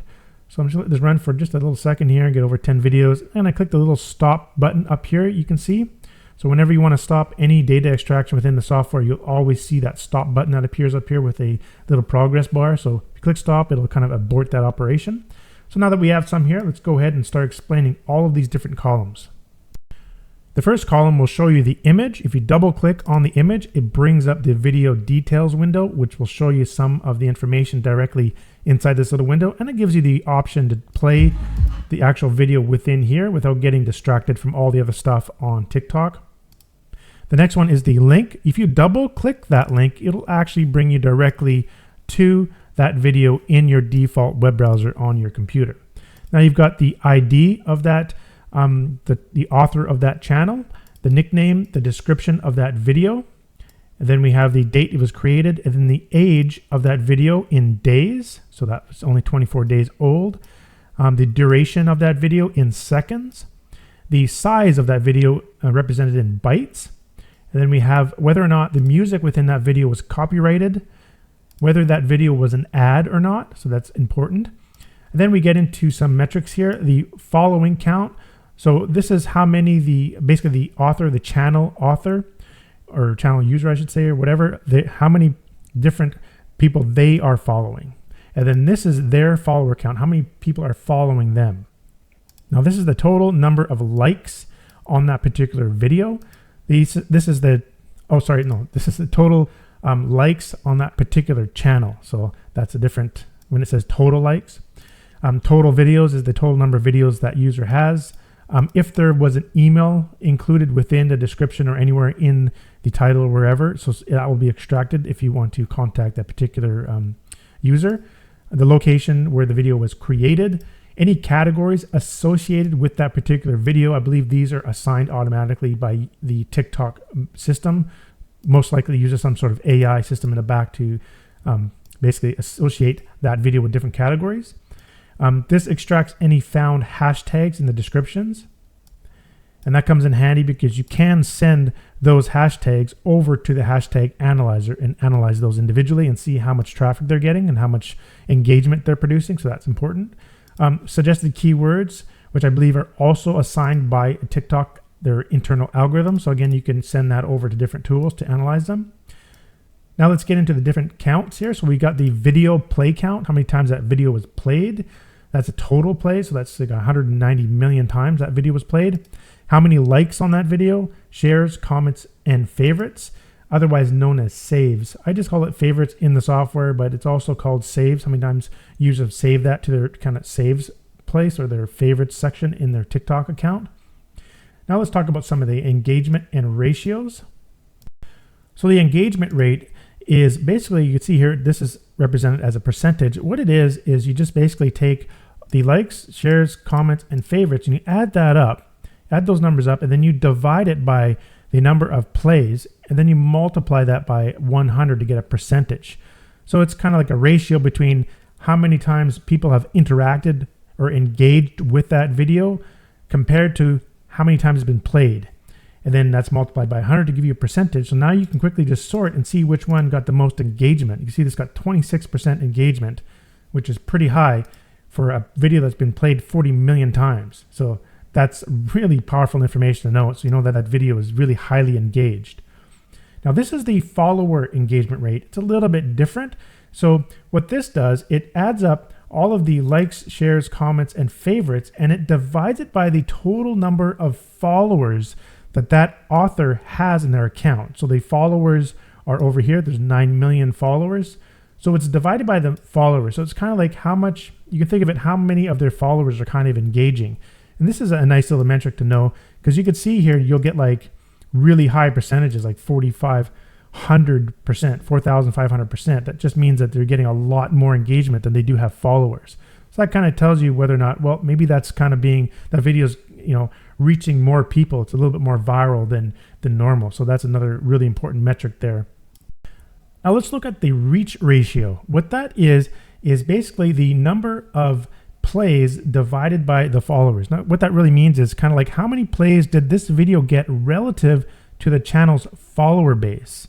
So what does that mean? So, if the reach ratio is higher than 1, it's saying that you've reached more people than the channel's follower base, which kind of means it broke into TikTok's recommendation feed. It's TikTok's recommendation feed. So it's kind of like gone beyond just their follower base. So you can see here, since these are top trending videos, obviously a lot of them are over 1. So you may not see that in other research here, but so all of these videos have reached farther than their follower base. So you can see here the amount of times they've been played, and then the number of followers they have. So it's been played more times than they have followers. So it indicates a really strong video that's gone beyond of their own followers. It's kind of gone viral, which is the whole point of it being a trending video. So that is another very important metric that we put in there as well. Now I do want to mention here, I forgot to say this, that this is not a percentage. It's just dividing those two numbers. All it's doing is just dividing the number of, number of plays divided by the number of followers. So it's not multiplying it by 100 to get a percentage. Otherwise, this would be a little bit bigger. So this would be 42%. This is 666%. But I figured this number would be just fine. It gives you sort of the number of times that it's been larger. So now let's look at the other ratios here. These ratios are actually represented in percentages because they're really small. So it's better to see them as a percentage. So let's talk about the like ratio. These are quite unique, and they kind of represent different things for doing your research, and they're all very important. So let's look at the like ratio. It kind of tells you how many people that are watching the video actually like your video. How much do they love it? That's kind of what this really means. And it's really simple. All it is the number of people that have liked the video divided by the number of times it's been played. It's really that simple. Then multiply by 100 to give you a percentage. So you can see here, this one has 22%. It means 22% of the people that watched it liked the video, which is really high. So that means that people are loving this video. And this is really cool because if you have a high play count and then you have a high like ratio, what that indicates is that the video is viral and it's loved, which is actually something you really want. Or let's say, for example, you have a high play count plus a low like ratio. That means it's viral, but it's kind of weak. Like, people are not really loving it that much. Another one is like, what if you have a low play count, but you actually have a high like ratio? Now that could be a hidden gem. So there's some things to think about when you're looking at the like ratio. And so if we go to the comment ratio, it's similar. Instead of taking the likes, you take the comments and you divide it by the number of plays. It's kind of telling you how many people that watched the video have commented. So what does this tell you? It tells you whether or not the video is sparking a discussion. If that's your primary goal, you want people to be talking about your video, well, then you want to be looking at this comment ratio. Same thing with sharing. It's shares divided by the number of people that watched it, how many people have shared it. So what this kind of indicates a highly shareable content. So if your goal is to get people to start sharing stuff, then you want to be concentrating on this metric. And this one is the favorite ratio. How many people are basically saving your content in their favorite section? So this is actually pretty valuable if you're looking at sort of, people wanting to save valuable or educational content they want to watch later on. If that's your goal, if you want someone to do that, then this is the ratio that you want to be analyzing here. So the next ones here are the number of plays per day. It's quite self-explanatory. You can see how fast something's going viral. This is 22 million plays a day. I think it's broken down to plays per hour. So you can take a look. And then this is engagement per day. So another one we've decided to add it. So the engagement is basically taking all of the engagement parameters, which are the number of likes, shares, comments, and saves or favorites, add them up, and then you divide by, well, you basically see how many are happening per hour. That's what's happening. So you take all those and you add it up, and then you divide it by the number of days that video's been uploaded. And you can see this one's got 8.1 million plays per day. And same with plays or engagement per hour. Sorry, not plays per day, engagement per day, engagement per hour. Okay, the next metric I want to talk about is the VQ score. I found this data hidden inside of the TikTok video pages. And after some research, what I found is this document floating around the internet and a few other people talking about it. And it's something to do with this document, which is a COEF VQ. So it's kind of like a video quality algorithm that uses some sort of LLM, large language model. It's a form of AI kind of thing. But basically what it does, it kind of has two parts to it. One part is it kind of determines whether or not, how original is the video. So it scores it in that way, meaning is it a copy of some other content that's already on TikTok, or is it completely original? Another one, it kind of analyzes whether or not it's safe or appropriate for the network. So it kind of takes these things into consideration and creates this score. And from what I've seen in research and whatnot, if the score is kind of like 60 or above, it does influence whether or not that video is going to get kind of ranked higher in the results in terms of searching or in terms of like different feeds and recommendations and things like that. So that's when it becomes more important. So I just figured it'd be one of those neat metrics to put inside the table so you can quickly sort and see the VQ score as this is calculated according to TikTok. So this is their internal algorithm. So I just figured that's a very valuable piece of information that we want to include in the data grid. And the next one here is an overall score. Now this is a sophisticated algorithm that I kind of developed that utilizes like almost a whole bunch of this data in each row to help you kind of understand the total quality of this actual video in terms of everything, in terms of VQ score, the engagement, how many keywords are in there, the quality of the hashtags, the reach, the engagement rates, how many likes, and all this stuff in here, whether or not they got descriptions and how fast it was getting viral, the size of the video, even the length, all sorts of stuff. It's all put into one big function. I can kind of quickly show you a little bit of what that looks like. I mean, it's pretty involved.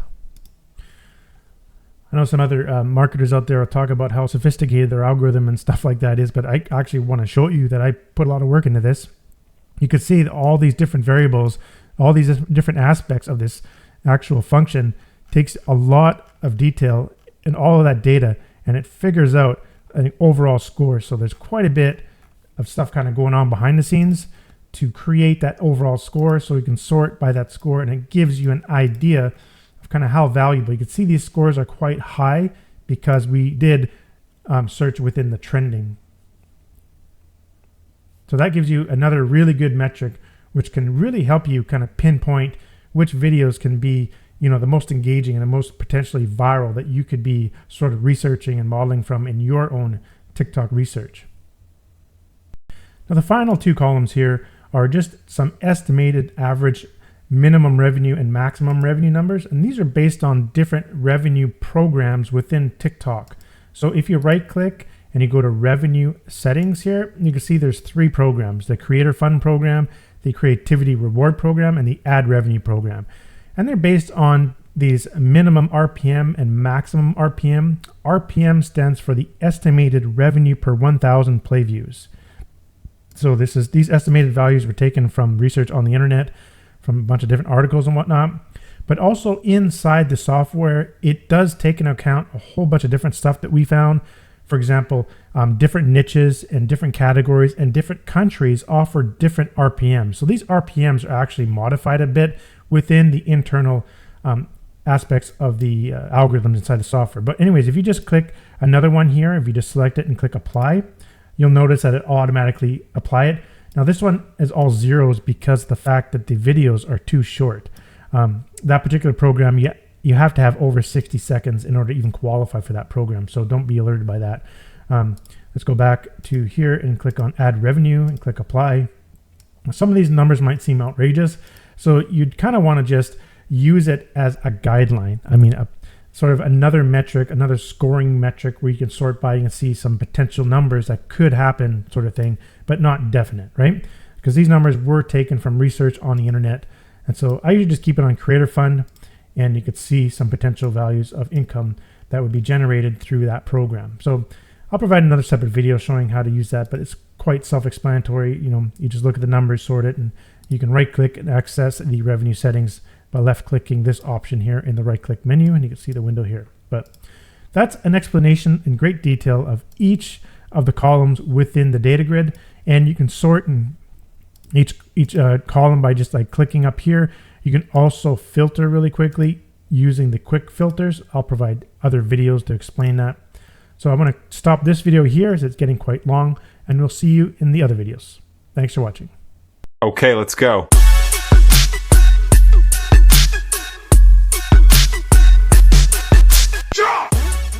Now let me show you how to search the video extraction tool here, the videos tool, by keyword. So you go to the videos tool here, and then you select the search option here. And then in here, we want to enter in a keyword. Let's say, for example, we're searching for dad jokes or whatever niche keyword you need in your particular research, you can put there. And then you want to select the source of where you want to search. So it's going to search inside this built-in web browser on the left-hand side here. So we can search from TikTok, Google, or Bing. So let's start with TikTok, and then we can select the number of pages that we would like to search here. So what it does is basically it's the number of times it will scroll through the results on the page. I'll show you what I mean. I'll go ahead and put this to say 3. And then once we click search, it'll go automatically to TikTok in that little built-in browser, and you can see it's starting to auto scroll, and it will scroll 3 times there. And sometimes you'll see this little puzzle thing come up. You can solve it if you'd like. You just come in here and move it and solve it. And if you'd like, you could log into your account here, but I suggest you don't really have to. And if you do log into your TikTok account, I suggest just setting up a free kind of throwaway account that doesn't matter, just in case it gets restricted by searching it many, many times. Usually it doesn't really happen, but you know, it's better to be on the safe side. But this is how easy it is to extract using just a keyword. So we can stop that there, and we can see all the data that is useful for you to do your research within the data grid. And so if we clear that out, we can also select from, let's say, Google and click search. And it goes to Google and automatically does the paging. And it found 48, and it's going through and doing this. extraction, so we can stop there and show you the last one. I'm just clicking the clear button here to clear out the data. Let's go to Bing, click search, and again it will do its auto scrolling and then start extracting the data from Bing. So the actual website that it's going to, in each case, you can see it's actually going to Bing and it's searching very specific search parameters. It's actually telling Bing, hey look, I only want to search on the site tiktok.com, then there's a space, and then we want to look in the URL and we want to find this inside the URL, which meaning I'm only interested in searching videos. And then this is the keyword that I like to search for. So that's what you're telling Bing. Now in terms of Google, we're kind of doing the same thing. You're telling Google just to search for TikTok, and then it's searching for this actual keyword here. So same idea. And then for TikTok, it's actually going to the TikTok search and searching for you. So I just want to quickly show you how to search by keyword using the keyword search option right here within the videos and search tabs. Okay, let's go.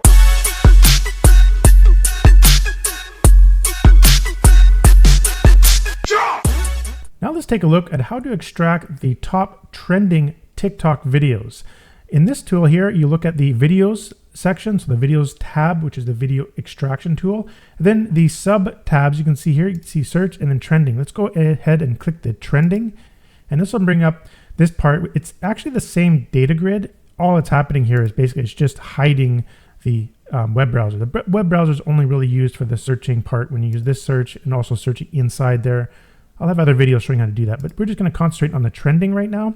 So click trending, and you'll notice there's some options here to select from. So you can select the country you want to look at for the trending videos, and then you want to also select the period. You can select currently from 7 days to 30 days at the time of recording this video, and then you can sort by the hot, likes, comments, or shares. And once you select what you want, just go ahead and click that trending button, and it will go out and start extracting a whole bunch of videos. You can see down here, there's 10 pages of around 20 videos per page. So it does take a while to extract everything.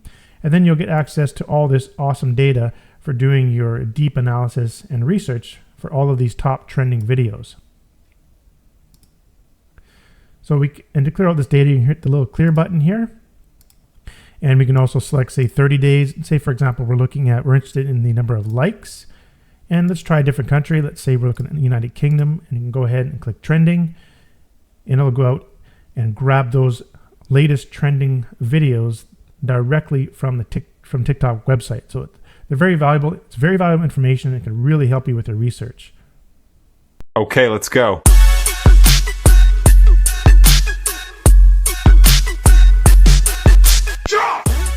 Here I want to talk about a different way you can use the videos tool by searching within the built-in web browser. So it's a little bit different. Before I was showing how to search with this actual keyword, putting your keyword in here and using these buttons, but there's another way of doing it within the built-in browser and just another way that I built this software. So what we can do here, I'm just going to make this a little bit bigger, and you'll notice that over here is your built-in web browser, and you can see up here, if you click this little 3 dots, you've got all the normal web browser stuff like going forward, next, back, stop, or refresh, and as well as clearing out the cache. This basically just clears out like the history and all that kind of stuff. It's kind of useful to do that every once in a while. So let's go ahead and click the engine. And so what you want to do is you want to select which engine you would like to go to and start searching TikTok videos. So we can go to the TikTok website, Google, Bing, or DuckDuckGo is another one we added. So let's just go to TikTok. So when you click here, you'll automatically go to the search. So this is the actual browser address bar. Now this is exactly the same as, let's say, for example, if you're inside of Google Chrome, and you've got this search bar up here. So that is the same as right here. So on TikTok, what you have to do, you see there's no, doesn't automatically search for anything. So you got to actually click the little search here and go ahead and search something. So for example, like funny pets. And then once you search, you can see that the videos show up in this little web browser. And then what you can do is you can scroll down with your mouse to reveal more of them at the bottom. Or more conveniently, you can actually just click this little auto scroll, and you'll notice it will automatically scroll for you. Now, if you want to stop the scrolling, you can click the stop here, or you can click the stop at the top here. So it doesn't matter which button you click, just go ahead and click it and it will stop the auto scroll. Another way to auto scroll is you can just hold down your page key sometimes in your keyboard. So here we go. Once you click in here, you hold down your page down key on your keyboard if you've got that, and it will automatically scroll for you. So once you've done a lot of scrolls and revealed a lot of videos within this little browser, now what you can do is you click this button down here. Now what this button does, it goes and scrapes all of the links found, all the video links found within the browser. So if we click that, then it automatically sticks them in here. Now these are just the links with no data. You can see here that nothing is extracted yet. It's either it says not extracted or all zeros. So only thing that's put in here so far is just the links. So 120 links were found and they're put into the data grid. Now what we want to do is extract this data in the data grid. Now there's a couple ways to do it. You can see down here there's an extract button. So you can just click the extract button with your left mouse and you can select one of these. So extract all the rows, extract the selected rows. Now when it says selected, what that means is the checkboxes that are selected for those rows, it'll just do those ones. Or the ones that have not extracted. So when you see the word not extracted, it will just only get those. So let's demonstrate. So let's go ahead and click here and it'll start extracting all of them. So I'm going to go ahead and click the stop up here to stop extracting. Another one we can do is I just want to extract, let's just scroll down. Let's say this one, and this one. So if you go extract only the selected, you'll see it'll just get the selected ones. Or if you go and select, I want to do the not extracted, so it'll start at the not extracted. That's kind of handy. Let's say you have a huge list and you just extracted a bunch and you saved the file to your computer and then you loaded it later on. You're like, okay, I want to continue the extracting. Just go here and go extract not extracted. You'll just kind of continue getting the ones that weren't extracted. Now, one thing you can do, let's say you load a file you had before, or say you did some research and you want to re-extract that data again, just go ahead and click extract all and it'll just re-extract again, because some of that data will change. There'll be more likes, more views, different things will change with the data of that you see in the grid here, all those numbers. Now you can access this extracting menu by just anywhere in the grid. If you just right click your mouse, you're going to see this extract option here, and you also get access to all that here as well. So you can either click that button or right click and go to extract, and it does the same thing. So that's just a different way that you can actually extract data. So that was just the TikTok site. So if we go and clear this out here, we can go to the engines again and go to Google, and you can do the same thing here. You can auto scroll and you can go grab links and then extract the data just like we did before. So now we're getting all of the top TikTok videos that are ranked high in Google, which is also very important because Google's still the top search engine in the world. And we can do the same thing with Bing. Get video links and also do the auto scroll if you like. And then another one we added was DuckDuckGo. Now keep in mind, DuckDuckGo doesn't seem to have a lot of videos extracted in here. Oh yeah, I guess I should mention one thing here. When you select Google, Bing, or DuckDuckGo, you'd want to go here and you'd want to type in your actual search keyword. So I totally forgot to mention that. So you want to just put a space here and type in whatever you want to search, like say like online marketing, to get TikTok videos specifically targeted towards online marketing, and then extract those, and that's the niche you're researching. So that was an important feature I kind of forgot to mention here. So yeah, you want to be definitely putting your search term in there. So go to engine to, let's say, Bing, and you put a space, and you dog training or something like that. And all these TikTok videos will be specific to dog training, and the same goes with DuckDuckGo. But I find I don't get as many videos here. Let's say we look at jokes. I find you can only, you see that's all the videos it got. It found 60. So it doesn't seem to give you a lot of videos as compared to TikTok or the other engines, but still, I believe DuckDuckGo is one of the top 4 search engines in the world right now. So it's still valuable and good to use. And you can see here that, you know, these search engines do provide other options. So if you want to look at certain durations like short, licenses, common, creatives, safe search, things like that, then you can, you know, narrow down your search and just grab those videos. So each engine will have its own search parameters. So you can utilize those and then start researching those videos. So it's kind of handy not to just be bound only by TikTok, but also go and look at other top search engines in the world to be able to extract those TikTok videos and research them within the software.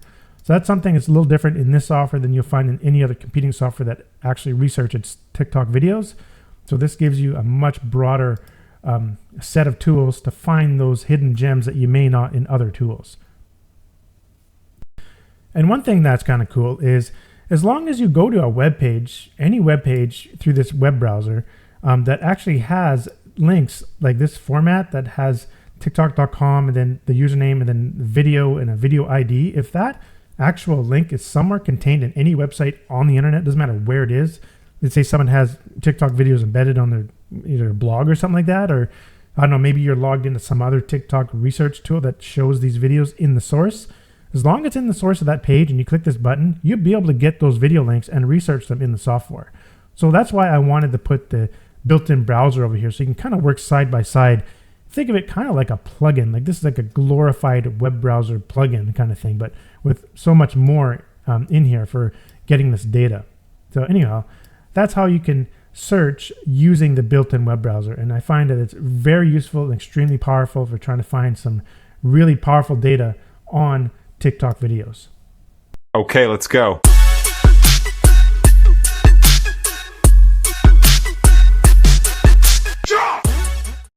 So another very powerful way to use the videos tool is to be able to analyze videos from a given channel, from a given TikTok channel. Let's say you want to research someone else's channel and see which videos are really popular on their channel. So that's obviously super important. So I made sure that you can do that within this tool. So what you can do is you can actually just click on the engine here. So if you go to videos and then go to search, and in here you can click on TikTok, and then in here you can click on users, and then you can search your user here to get access to that user and then analyze it.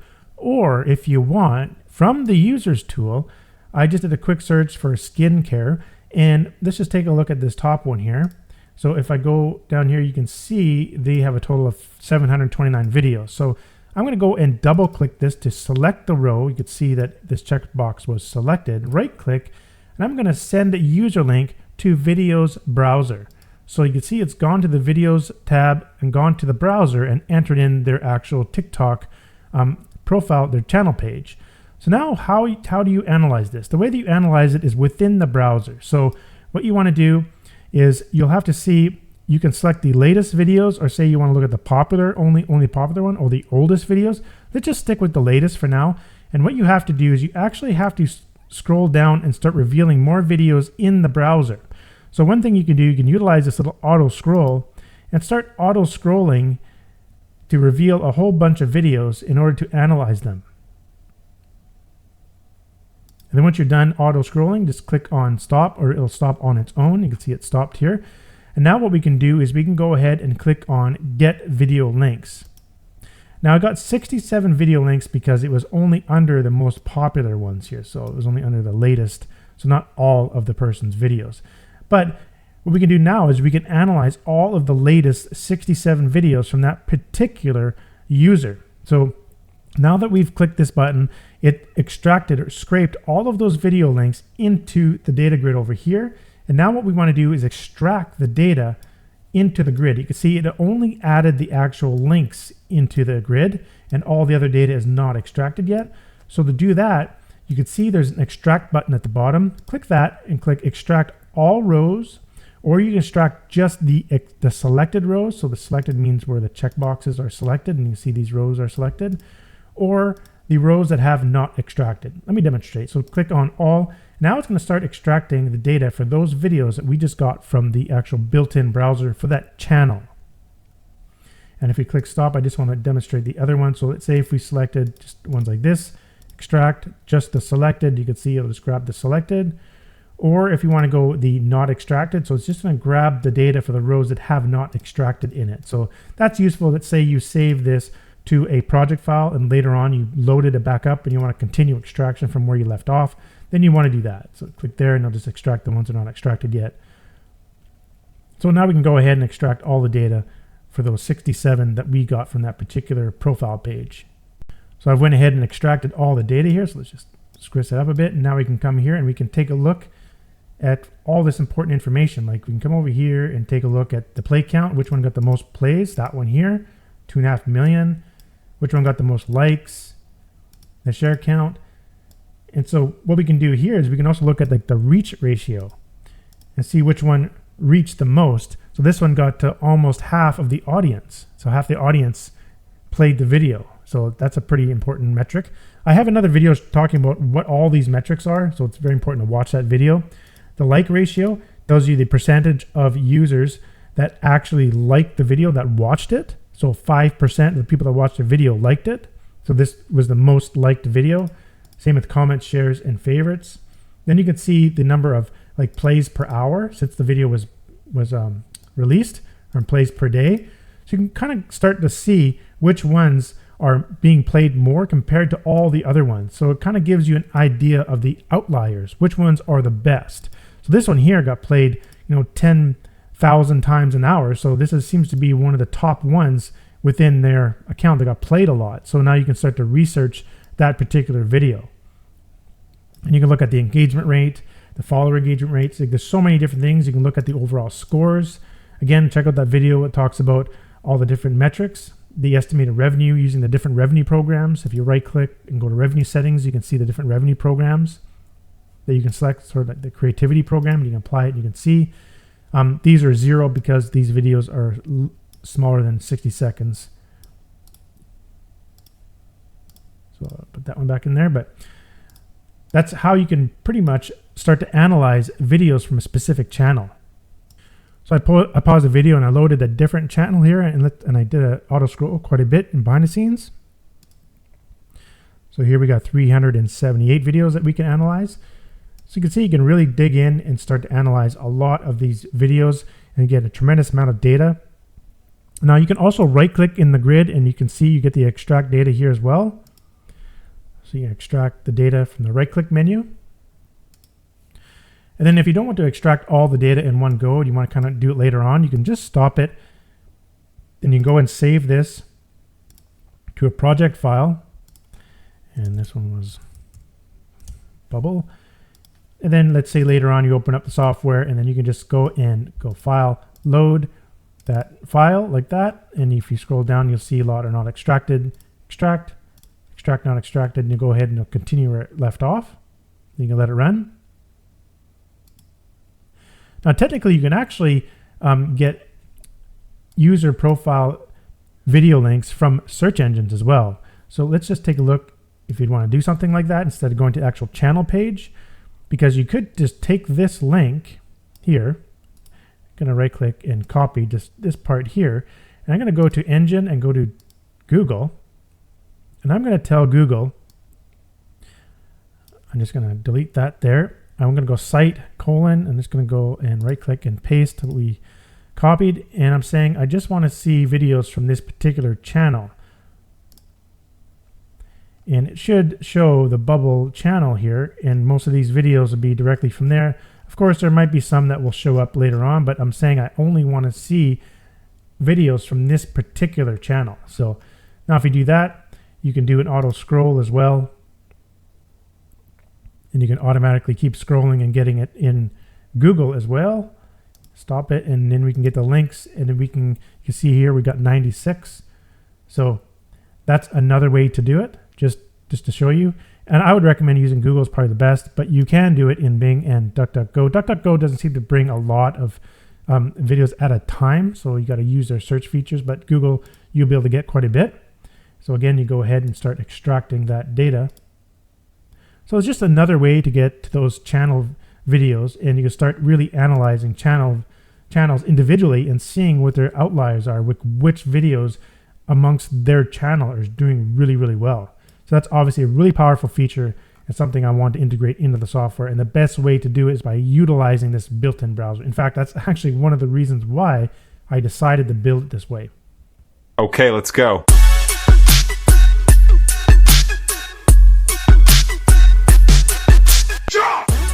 Another helpful feature we've integrated in here is estimating the minimum revenue and maximum revenue for a particular video in these two columns here. But it turns out there's actually different types of revenue programs available on TikTok, and they're quite different. So what we've done here is we've integrated 3 different revenue programs that you can select from to get these estimates. So all you have to do is right click anywhere into the grid, and you're going to see this revenue settings. So we'll left click that, and it'll bring up the revenue settings button here, window. And you can see there's 3 different programs. There's a creator fund program, a creativity reward program, and the ad revenue. And then there's some default minimum RPMs, which is basically revenue per 1,000 video plays. These RPMs were found throughout the internet. We did some research and we found the minimum and maximum RPMs for these different programs on the internet. You can adjust these if you'd like. The algorithms and functions in the background take into account a whole bunch of different stuff within these 3 programs, such as your country, the niche. There's like, I think over maybe 50 to 100 niches, I think, built right in to the system, and it keeps track of the categories and niches and all sorts of stuff and readjusts these RPMs, but these are the base RPMs. Anyhow, but it just sort of gives you an idea and it guides you. Some of these numbers may seem kind of unrealistic, but at least you've got something that can do a pretty good estimation. And from what I've seen out there, this estimation algorithm is probably one of the best and can really help you. So right now, this is the Creator Fund. And if you want to go to the Creativity Reward Program, we can go ahead and hit apply like that. And the reward program won't be applied to certain accounts due to certain things. Like I believe if you see a 0 there, that means that video is less than 60 seconds. This program only awards for videos over 60 seconds. I think there's other things too, like you need a certain amount of followers and things like that. But if you're part of that program, you'd know those details. And then the last one there is if you want to select the ad revenue, you click apply, and it goes and applies. All this is if they're part of the ad revenue program. And we do have an actual column here that says is ad. So it could tell you whether or not that actually is an advertisement listed in the ad network on TikTok. So these current videos are not. Again, these are just sort of guides to give you an idea of what if that was an ad. And if you did something related to that, this could be your potential earnings, possibly. So I go ahead and just stick it back to the Creator Fund. That's the default. Okay, let's go.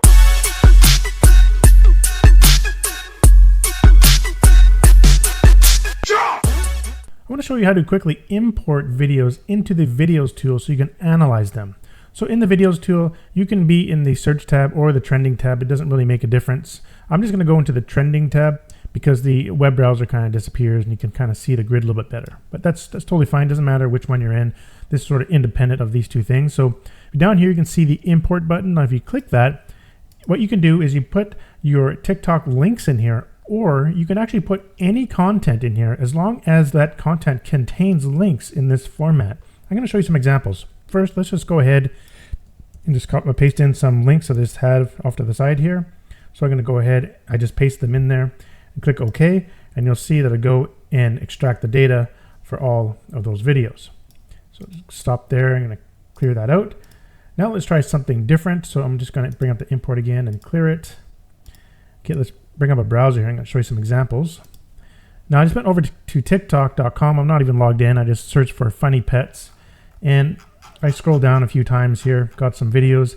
Now what you can do is you can just anywhere in this page, just right click and click on inspect. Now I got this open up in Google Chrome, but other web browsers are quite similar. You'll usually have an inspect down here. And what you're going to do is you're going to be looking at all of the code in here. Now don't let that alarm you. Just along the left-hand side, you'll see as you move your mouse, things kind of start highlighting. Just keep going up to the top. I'm just scrolling with my mouse. When you get near the top, all of a sudden you'll see everything is being highlighted on this side. So you kind of see like that. It's kind of being all highlighted. And just kind of keep going up until everything's highlighted. Or look for the body tag. If you see body, you can just go there. And you just right-click and then select copy. And then copy outer. I don't know if you can see it there on screen. Right-click. Copy outer HTML. So we'll just select that and go back over to Tik Analyzer and click on import. And in here, this is where you want to paste it. So you can click the paste button. You can right click and select paste, or you can Control V on your keyboard or Command V on your Mac. And just click the paste button. Now all of that code is just stuck in here. Now all we have to do is just click OK. Software will automatically detect all the links in there, and it found 59 video links. And it's going ahead and extracting all the data for each of those videos. That's pretty cool. I'll show you another example. Let's say, for example, you're going to Google. Now you can search TikTok videos specifically using Google if you like, or Bing in the same manner. This is how you do it. So type the word site, S-I-T-E, and then a colon, and then type in tiktok.com. So I'm telling Google, hey, look, I only want to search stuff that's on tiktok.com and nowhere else. Put a space, and now you just put in your keyword that you want to search. So let's say funny videos, or just put funny. Hit enter. And then what I'd like to do is go to short videos, and you'll see that these are all TikTok videos as you scroll down. Now if you right click and do the same thing I just did, hit inspect, and then I'll just go up to wherever it selects everything. Like you can see here, it says a div that says main, that looks like it selects everything on the page. I can right click there, copy outer element, and we'll do the same thing, go import, and we'll just clear out what we had here before. I'm gonna right click and paste this time. Click OK.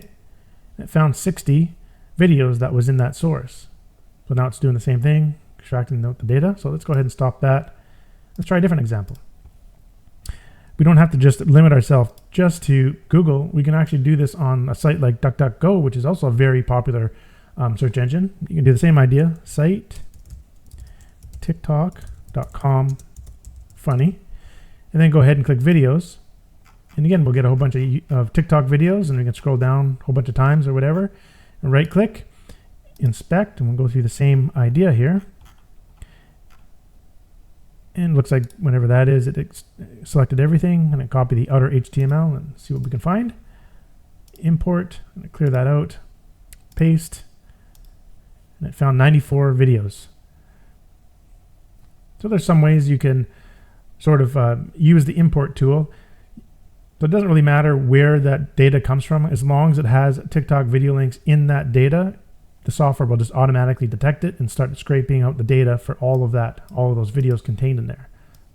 So that's a cool little feature we've added, and that's how you import TikTok video links into the videos tool.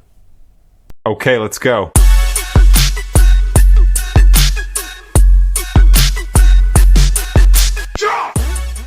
Here I'm going to show you how to download TikTok videos to your computer. So first thing we got to do is I'm in the videos tool here, and I need to get a bunch of videos within the videos tool. So I'll do a bunch of different ways here. Let's go and click engine, go to TikTok, and let's go ahead and I'm going to open this up a little bit so I can, there we go. I want to click here and just go to the Explorer. Let's grab these links. There's 7 of them. I'm just going to right click and go extract all. So let's grab these videos. Let's do another one with a search up here. Let's do dad jokes and just click search. That will go into the web browser here, do a search for dad jokes and grab some videos. All right, let's go ahead and stop that. Let's go to trending and do some from here. So I'm just going to click trending and click here and get some from the United States last 7 days that are hot. So we'll just grab a couple here, and I'm going to click stop up here, and that should be good enough. We got 25, and I'll go ahead and actually just save this to a project file. Let's just save it here. Now, how do we download these videos? So one way you can do it is just select the one you want to download. Actually, you don't need to select it. I'll show you one way here. You can just double click any of these images to bring up the built-in video details window. And in this actual window, what you can do is you'll see a download button in the lower left-hand corner. If you just click that, it allows you to download the video to your selected folder. So now we can see we've got that video here. Another way to download videos is to select a whole bunch in your list, or you can select a little checkbox and select them all. I'll just select a bunch here, and then you can right-click and go download TikTok video. So we'll left click this. So again, we right click the grid anywhere in this data grid to bring up the right click menu, and then click the download TikTok videos, and that will bring up the TikTok video downloader tool. So in here, all you have to do is click download. It'll say, where do you want to save the videos to? Like select a directory. I'll select this one, and it'll start downloading all of those videos to that folder, as we can see them here coming in. So that's how easy it is to download videos to your computer. Now I want to show you another way, because that little window is kind of handy. It's pretty cool actually. So let me show you. You could bring it up by clicking tools and go TikTok downloader. So you bring this video up here, and we can just take these off to the side. Actually, no, it's open up over top. That's fine. So we can just leave that there. And what we can do here is we can open up another file that contains TikTok video links. As long as the video format link looks like this, any file that contains that link, it'll find it and it will start extracting it. But let me just show you something kind of neat. Like say you went over to Google, for example, and we typed in, I only want to look at the site TikTok, tiktok.com. I gotta spell it right. And I only want to look at videos to do with, say, let's say skincare. And I'm putting it in double quotes because I really only want to see ones that have the exact keyword skincare. And then I'm going to click on short videos. So now we see a whole bunch of TikTok videos. And check this out. If I go right click and I can click on inspect, I'm just using Google Chrome. And you'll see this kind of little developer stuff down here, and don't let this scare you or anything like that. Just go to the left hand side here or wherever you see the code and just start moving your mouse around until you notice everything above starts to highlight. I mean, you can go all the way up and look at for body, look for that body right here. That's your body tag, and you just right click and copy outer element and then come back into here, and then you can just click on paste and all that source code is put in here. And now if you click on download, it actually, in behind the scenes, it's scraped out all of the TikTok videos from that source. First it asks you where you want to save them, select the folder, and now we're downloading all the videos that were found in that data source. So this is kind of like a built-in parser. That's called a text parser. That's what that means, or scraping, or whatever you want to call it. And you can see now it's downloading those videos to that folder. We can click stop to stop it if we'd like. So that's pretty cool, right? So that's just another way to download videos to your computer just by putting some random code in here. Like you could just clear this out, and we could actually just go to that page again. I think you could probably just go right click and click on view source and then just select all. So Control A on my keyboard and then Control C to copy, or right click and copy. Let's see if we just paste all of that in there. Select download and select that folder, and it found 12 videos. See, it's better to do it the way that I showed you by using the developer option, by inspecting code in the page, because sometimes the code here is not very good. If you right click again and go to, you see inspect, and most popular browsers have this option where you can inspect. Now you don't have to just limit yourself just to Google. I mean, any website that contains video links, TikTok video links, you can just paste that right into here, and you can easily start downloading all those videos to your computer. You can see we got a whole bunch of videos here in that folder. Click on one of them and we can see, Here it is, my mature skin affordable. And we got the video. So that's how you can download videos to your computer by using the TikTok video downloader. You can access it from tools and then click here, or right click and download TikTok videos. You have to select videos in order to do the right clicking option, or again, just double clicking any image and clicking on download here. So those are the options on how to download videos. Here I'm going to show you how to download TikTok videos to your computer. So first thing we got to do is I'm in the videos tool here, and I need to get a bunch of videos within the videos tool. So I'll do a bunch of different ways here. Let's go and click engine, go to TikTok. And let's go ahead and I want to open this up a little bit so I can, there we go. I want to click here and just go to the Explorer. Let's grab these links. There's 7 of them. I'm just going to right click and go extract all. So let's grab these videos. Let's do another one with a search up here. Let's do dad jokes and just click search. That will go into the web browser here. Do a search for dad jokes and grab some videos. All right, let's go ahead and stop that. Let's go to trending and do some from here. So I'm just going to click trending and click here and get some from United States last 7 days that are hot. So we'll just grab a couple here, and I'm going to click stop up here, and that should be good enough. We got 25, and I'll go ahead and actually just save this to a project file. Let's just save it here. Now, how do we download these videos? So One way you can do it is just select the one you want to download. Actually, you don't need to select it. I'll show you one way here. You can just double click any of these images to bring up the built-in video details window. And in this actual window, what you can do is you'll see a download button in the lower left-hand corner. If you just click that, it allows you to download the video to your selected folder. Now we can see we've got that video here. Another way to download videos is to select a whole bunch in your list, or you can select a little checkbox and select them all. I'll just select a bunch here. And then you can right click and go download TikTok video. So we'll left click this. So again, we right click the grid anywhere in this data grid to bring up the right click menu, and then click the download TikTok videos. And that will bring up the TikTok video downloader tool.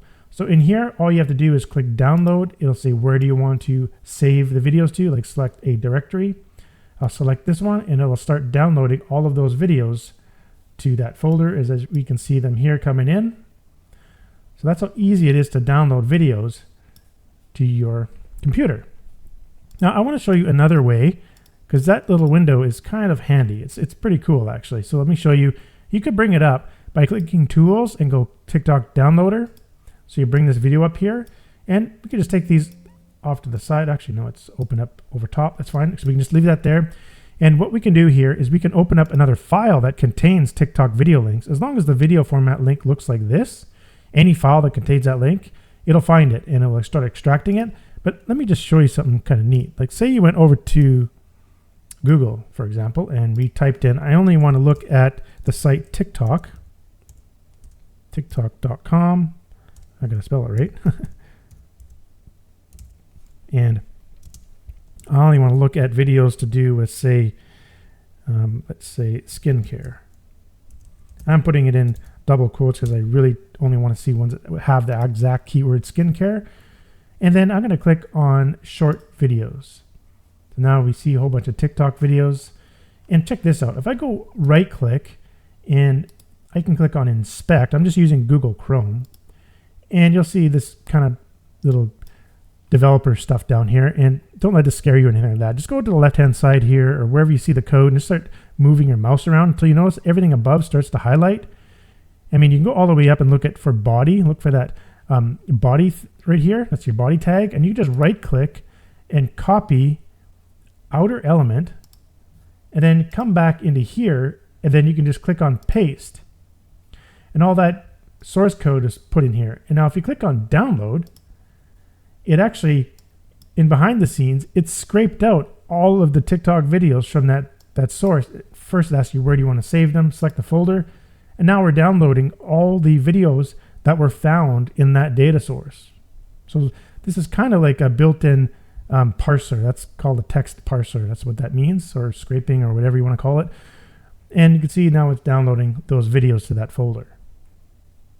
We can click stop to stop it if we'd like. So that's pretty cool, right?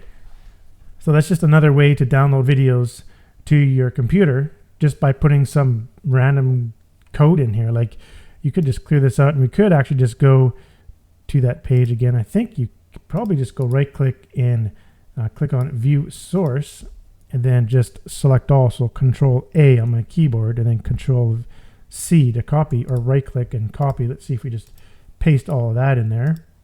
Select download and select that folder, and it found 12 videos. See, it's better to do it the way that I showed you by using the developer option, by inspecting code in the page, because sometimes the code here is not very good. If you right click again and go to, you see inspect, and most popular browsers have this option where you can inspect. Now you don't have to just limit yourself just to Google. I mean, any website that contains video links, TikTok video links, you can just paste that right into here and you can easily start downloading all those videos to your computer. You can see we got a whole bunch of videos here in that folder. Click on one of them and we can see, Here it is, my mature skin affordable. and we got the video. So that's how you can download videos to your computer by using the TikTok video downloader. You can access it from tools and then click here or right click and download TikTok videos. You have to select videos in order to do the right clicking option. Or again, just double clicking any image and clicking on download here. So those are the options on how to download videos. Okay, let's go.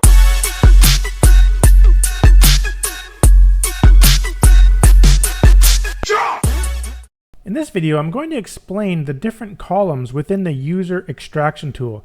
This tool extracts information from user profiles on TikTok. So let's go ahead and explain each of these columns. The first column here is the image column. So if you double click one of the images in here, it will actually bring up the built-in user detail window. So you can see some more details regarding this particular user. Then if you look to the next column, we've got the actual user link. This is the link right to their page on TikTok. So if you actually double click that, it'll bring it up in your default browser and go to their channel page. The next one is their user ID, and then their nickname, the description they've provided within their channel, and then when it was created, the age of the channel in days. You can see how old that is. If they provide a link in their biography area where the description is, the link will be provided here. So if you just have to double click it to bring yourself over to their link. The language that they used was set in their account. How many they are following. So these are the how many people they're following within the network. So that those users who they are following other people, sort of thing, what I'm saying. And then this one here, the follower count, is how many people are following them. Now you can see how many followers per day. Since we know how old the channel is, we know the channel age, we can figure out how many average followers per day there is. So you can see here, it's getting about 12,000 followers per day. Now we can see the total likes that they've received, the total videos that they have in their channel, the total friend count, and then we have the channel score. So let me explain what the channel score is. So the channel score is kind of like a weighted average of a bunch of different variables that have different importance. So it's basically how many are they're following, how many people they're following, how many followers they have, how many likes they have, how many videos, and how many friends. So it kind of represents the, following is a reciprocal reach. The followers that are following them, it's kind of like their reach. How many likes is more of an engagement factor. Then we got videos, it shows their activity. And then friends is kind of like their network. So these are all added up, and then it's scaled from 0 to 100. So that's why you see it from 0 to 100. And it gives you an idea of the score of the channel. So this gives you another variable here. You can kind of determine whether or not that channel is more important than other channels. If the user provides an email within their description or bio area, it will be put here. And let's move on to all of these different kind of Boolean answers here. So these are just yes or no data things that we found within the data of the different profiles. So these are kind of like back-end hidden data. So these have different types of importance that you could use for all sorts of things. Like if you want to reach out to these sellers reach out to these TikTok users and do collaborations and things like that. For example, if that TikTok user is a seller, they're pretty much selling something on TikTok, and you maybe want to interact with them. Maybe you want to promote their product, or you want to do a collaboration between different products or something like that. That's good information to know. So here you can see whether or not they're a TikTok seller. You can also tell whether or not they have a playlist. Now a playlist is, you can see some accounts will have playlists and some don't.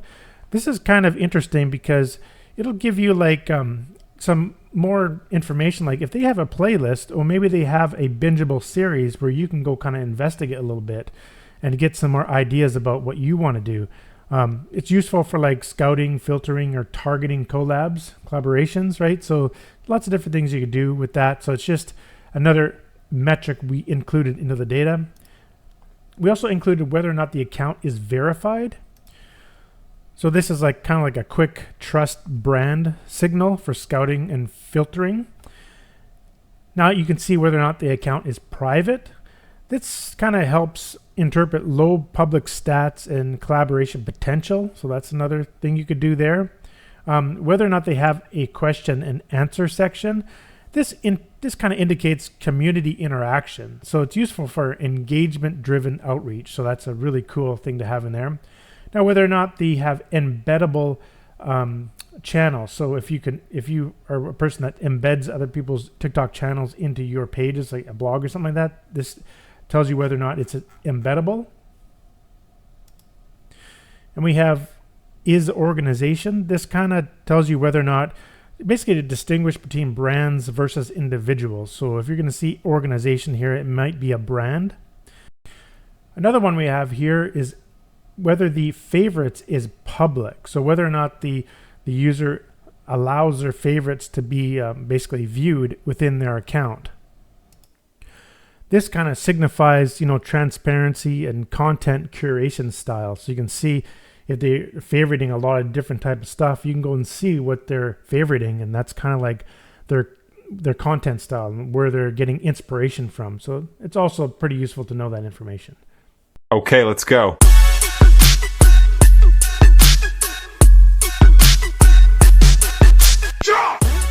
Next, we're going to talk about how to extract trending TikTok user profiles using the Users tool.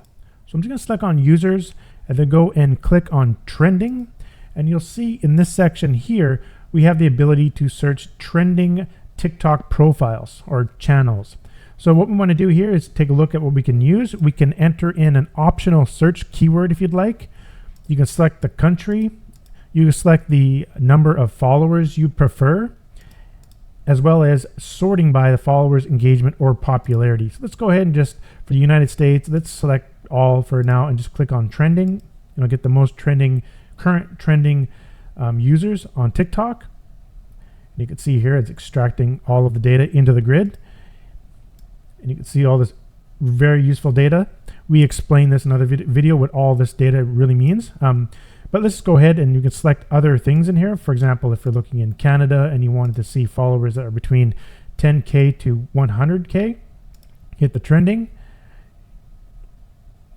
And then I'll narrow it down for those particular follower counts. Of course, you can always sort by or filter by your preferred following count in here if you'd prefer to do it manually like so within the data grid itself. Now, I do want to talk about this optional search option here. Let's go back, say, to the United States and just click all. You want to keep this fairly short to maybe just one keyword. If you use too many keywords in here, usually the system won't bring back any results. So it's kind of crucial to use things that are very short. Let's try like the word cat.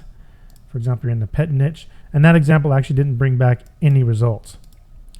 But if we enter the word pet, we do get a couple results. So usually you'll find that you probably won't be entering that many keywords in here in order to see what the latest trending profiles are at the moment. So, but that option is there, and you might find some keywords that will work within there. I believe that they have a limited amount of top trending accounts in their database at any given time. It does change over time, so obviously trending channels will change over time. There'll be new ones and old ones and things like that. So it's always good to test it out, but just keep in mind that if you put a keyword in there and nothing shows up, it just means that the TikTok network has not given any results. So it's not something wrong with the software. It's just whatever TikTok network is returning. That's basically how you can search the top trending TikTok profiles using this tool here. It's quite self-explanatory and it's very simple to use. Okay, let's go.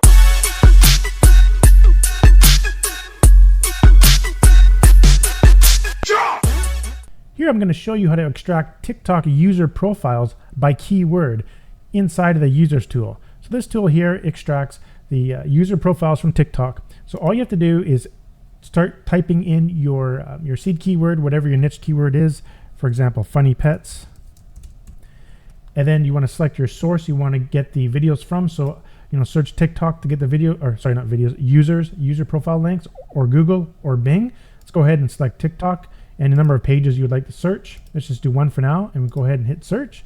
And it goes into the built-in web browser. It does a quick search, and then it grabs the returned profile links and starts extracting the data one by one for those profiles, getting all of this data here. Let's go ahead and clear that. Let's try Google. So if we go to Google and hit search, it goes over to Google and it grabs the profile link. So it found 7 profile links there.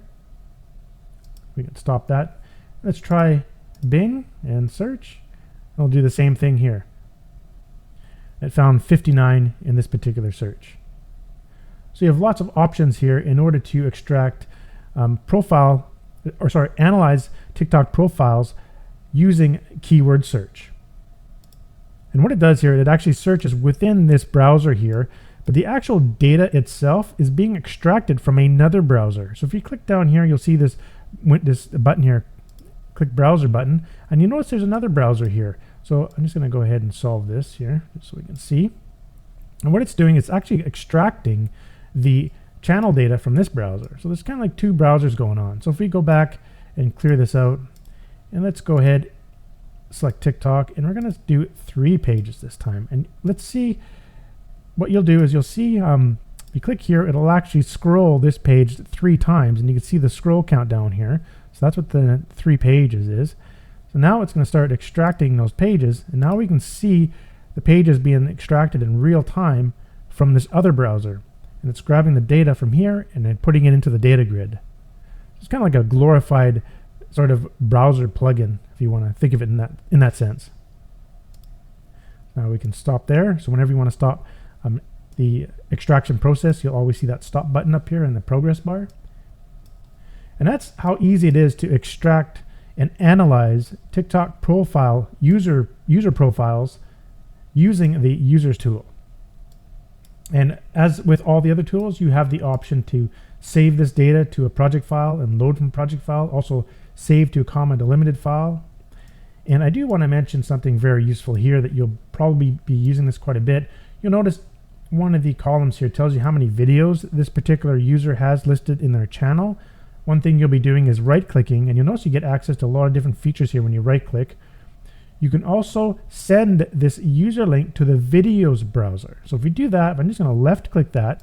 You're going to send that user over to the videos tool, and it automatically loads their channel link inside of this browser. So the videos tool extracts TikTok video details. So the use of that is basically, let's say you want to analyze the videos for this given channel, this given TikTok user profile. I want to see and analyze all of their videos. So you'd right click and you'd send it on over to here. And now in this tool, this is where you get to analyze the videos. So what you'd want to do is scroll down in here to reveal more videos, or use the auto scroll button. It'll automatically start scrolling there. And you'll see the videos reveal. Then when you're done, you can click stop scrolling. And then in this tool, you can go ahead, right click and select extract. Oh, sorry, first we have to click this button here to extract the video links into the grid, and then right click and extract. And you can start analyzing all the videos for that channel. So I just want to show you that. We have another video showing you how to do this, so you can refer to that one. I just want to get back to the users tool. And you'll notice you have other options when you right click. You can send to the AI data analyzer. You can also import user ID links. The links will have to look like this here. So you can see what the links look like. It's tiktok.com/ and then the @ symbol with their ID after it. But we'll show how to do that in a separate video as well. But that's basically what I just want to show you here, how to search by keyword within this particular search text box here. Okay, let's go.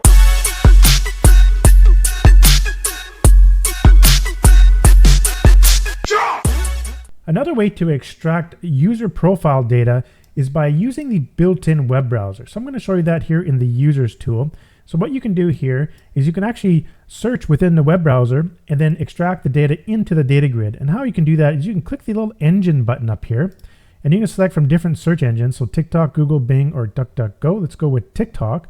So you select there, and it will automatically go to TikTok and just go right to the search, the user search. Now, there's nothing put in here. It just goes to the user search. So we got to actually search a keyword. So what you see here, this is the address bar, the browser address bar. It's very similar to any other web browser that you use, like Chrome web browser. That's the same idea here. And so if you click on the search search, so on TikTok, you got this little search. You click there, and now let's search something in TikTok like funny pets. And we can click here, and you see we're in the users tab. Now what we can do is we can extract these, extract the data for each of these user profiles in the data grid. Now one thing you could do is scroll down with your mouse and reveal more at the bottom, or we can do the auto scroll, because what it's going to happen here is the more that we get in this little browsing window, the more that we can extract out, because we're just basically scraping from this particular little built-in browser. So you can stop the scrolling here or stop the scrolling here. So we scrolled 7 times and we revealed a bunch of stuff, or a bunch of user profiles. So now what you want to do is click this little button down here that says get user links. What this will do is get all the user links from the browser into the data grid. And now we just have just the links in here, but there's no data extracted yet. You can see here there's nothing really extracted. There's a lot of not extracted in all the columns. So in order to get the data, now what we want to do is extract it into here by right-clicking and selecting extract, or you'll see at the bottom there's an extract button. You can click that and access those same features here. So there's 3 different ways. You can simply just extract all the rows, or extract only the ones that are selected, meaning the checkbox, which ones that have the checkbox selected, you only extract those ones, those rows, or extract only the ones that have not extracted in it. So anyhow, let me demonstrate. So let's go ahead and just extract them all. So you can see it's just going to start extracting the data, each row one by one. And so if I go and stop that extraction here, and then if we go and do that again, it actually starts right at the beginning again. As you can see, it re-extracts. And sometimes you'll have a file saved on your computer. You can load that project file and re-extract the data again, because this data will change all the time. We know channels will get more followers per day, more likes, more videos, and all that kind of stuff. So if we go and select, say, I just want to extract only those ones, you can right click and go extract just the selected ones, or again, use the little extract button, only the selected ones, and you'll see it'll just extract the selected rows. Or you can go and select only the not extracted. So you can see here, it'll just do the not extracted ones. And that's handy if you decide to, say, for example, you have a big long list, there's 229 here, and you save that for later. So I'll just save that, and then we'll clear it out. And later on down the road, you're like, well, I want to finish that extraction. So you load that file up, and then you can see down here, you can just continue the not extracted rows and get that data. So let's just clear this out here, and I'll show you a few other ways here you can search. So we can go to a different engine like Google, and then here, so you'll notice that when we went to TikTok, we had to enter in a search term.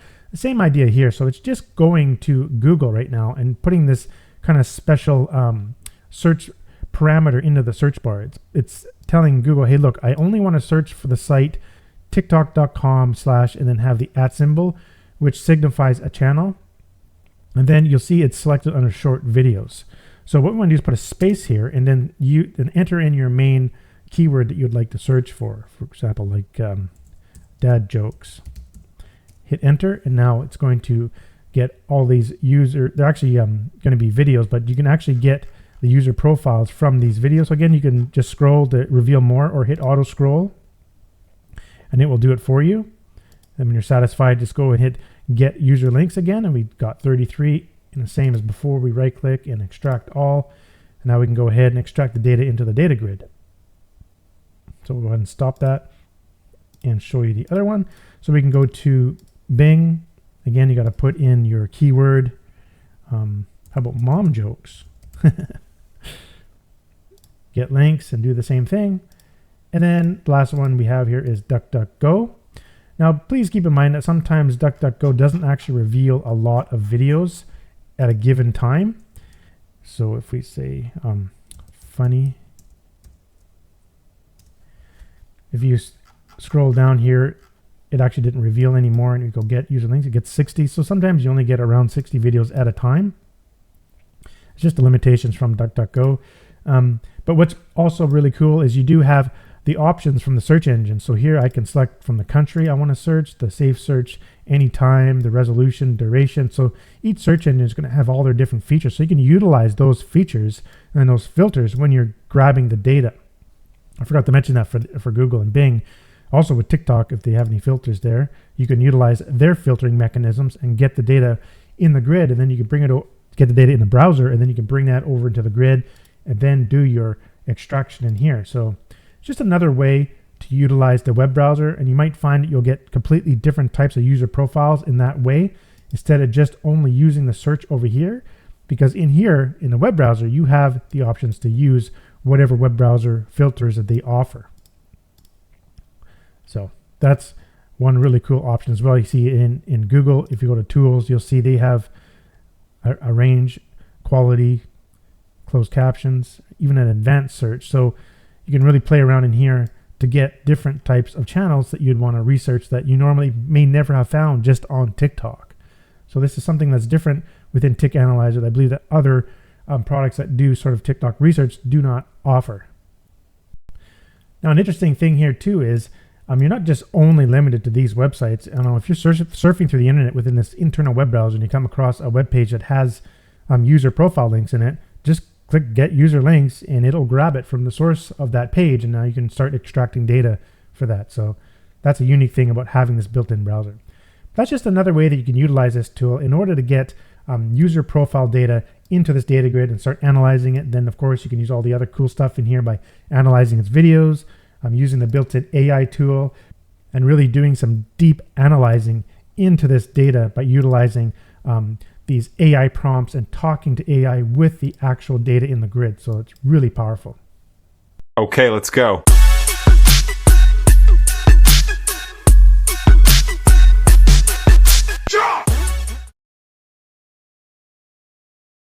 Another really neat feature we've integrated into the users tool here for extracting a TikTok user profile information is you can import in here. So if you click the import button right here or right click and select import, you'll have this import TikTok user links.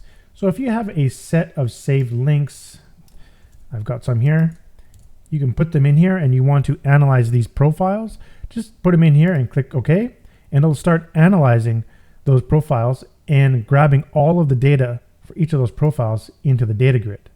So that's pretty cool.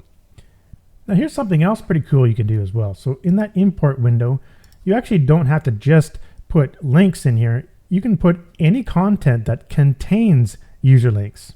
So it doesn't matter what it is. Let me show you an example just to give you an idea. So let's say you're just on TikTok and I just went to TikTok, I'm not even logged in, I just went to explore. And I just sort of scrolled down here a little bit.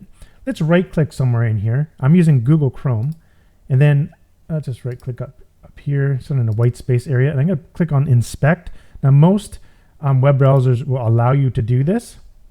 So if you click on inspect, you'll see this kind of developer stuff down here. Don't worry about all this. Just go to the part that you see all this kind of code here, HTML code, and just kind of go up to where you see body, and it's usually near the top, and then just right click that and go to copy outer HTML, left click that. So now it's copied, and bring this back up, and you can just click the paste button here and paste all that in here and click OK. And it went in there and it found 35 TikTok profile links, and now it's starting to extract the data that it found. Pretty cool, right? I'll just stop that there. And let's go ahead and try something else. If we go to, actually, if we bring up that import again, you actually see all the links that were extracted from that content. So I'm just going to clear that out. Just keep that open. Let's try something else. Let's say you go to like Google, for example, and I'm going to put site : and I only want to search TikTok. As you can see here, I've done this before.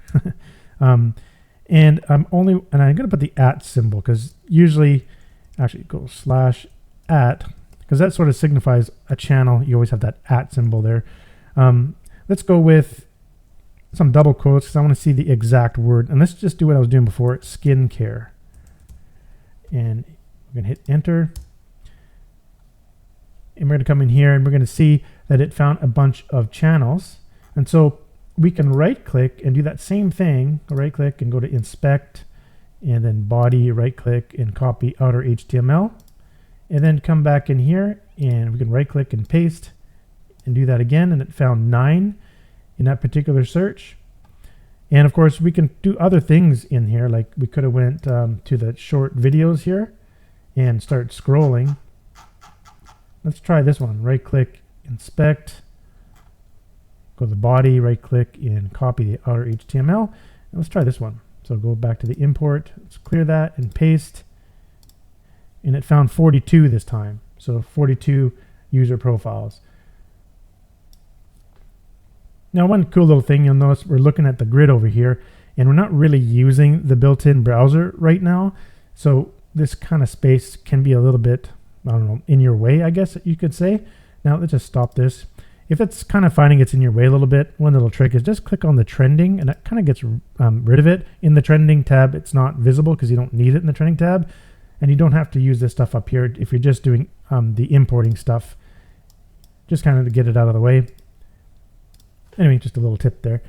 But that's how you can utilize that little import tool, which is really powerful. It's pretty handy. You pretty much put any content you want in there that just contains these links, and the software will automatically find them and start grabbing the profile data for you right inside the grid. So that's how you use the import tool for the user's analyzing tool. Okay, let's go.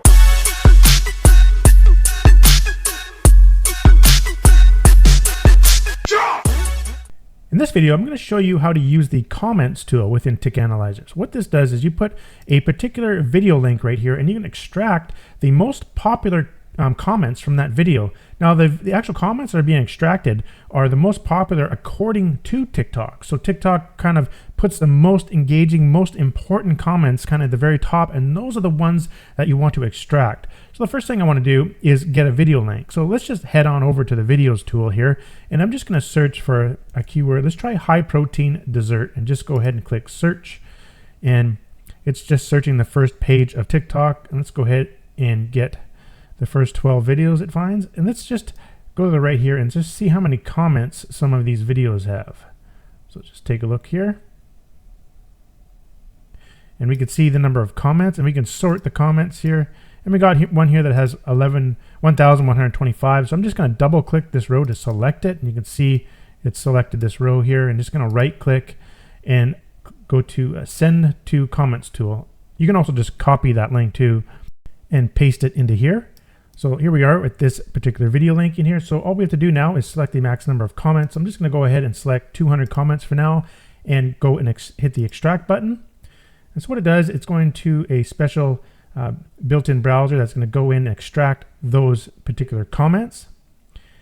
And it should only take a moment here. It does take a little bit for it to get in there and grab the data. So we've got 1 page, 2 pages, and you can see we can get 50 comments per page. Okay, and we've extracted the comments here and found 199. So we got all of these comments, and we take a look at what we've got. We've got the comment ID, the link to the actual user that left the comment, the user ID that left the comment, the nickname, the created date of the person that left the comment. This is when the comment was created. Then the comment content here, the number of favorites that comment got, the number of replies that comment got, whether or not it's a question, and the sentiment of it. Was it neutral, positive, or negative? This is extremely valuable information if you want to kind of dig into these comments to come up with kind of really interesting ideas for all sorts of stuff. And what we've done is we've made it even more helpful to get to those answers by creating AI reports built into this tool. But first, with this particular tool, if you'd like to extract some more comments, you can hit this 50 more comments, and I'll go out and attempt to get 50 more comments. We can see here it's processing and getting the data into the grid, and there it is. So now we got 50 more.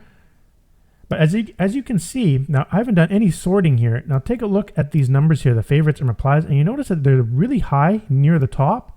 And as you go down, you'll start seeing there's no actual interactions as well. This was done specifically by TikTok. As I mentioned, these actual comments are being returned in order of importance according to TikTok themselves.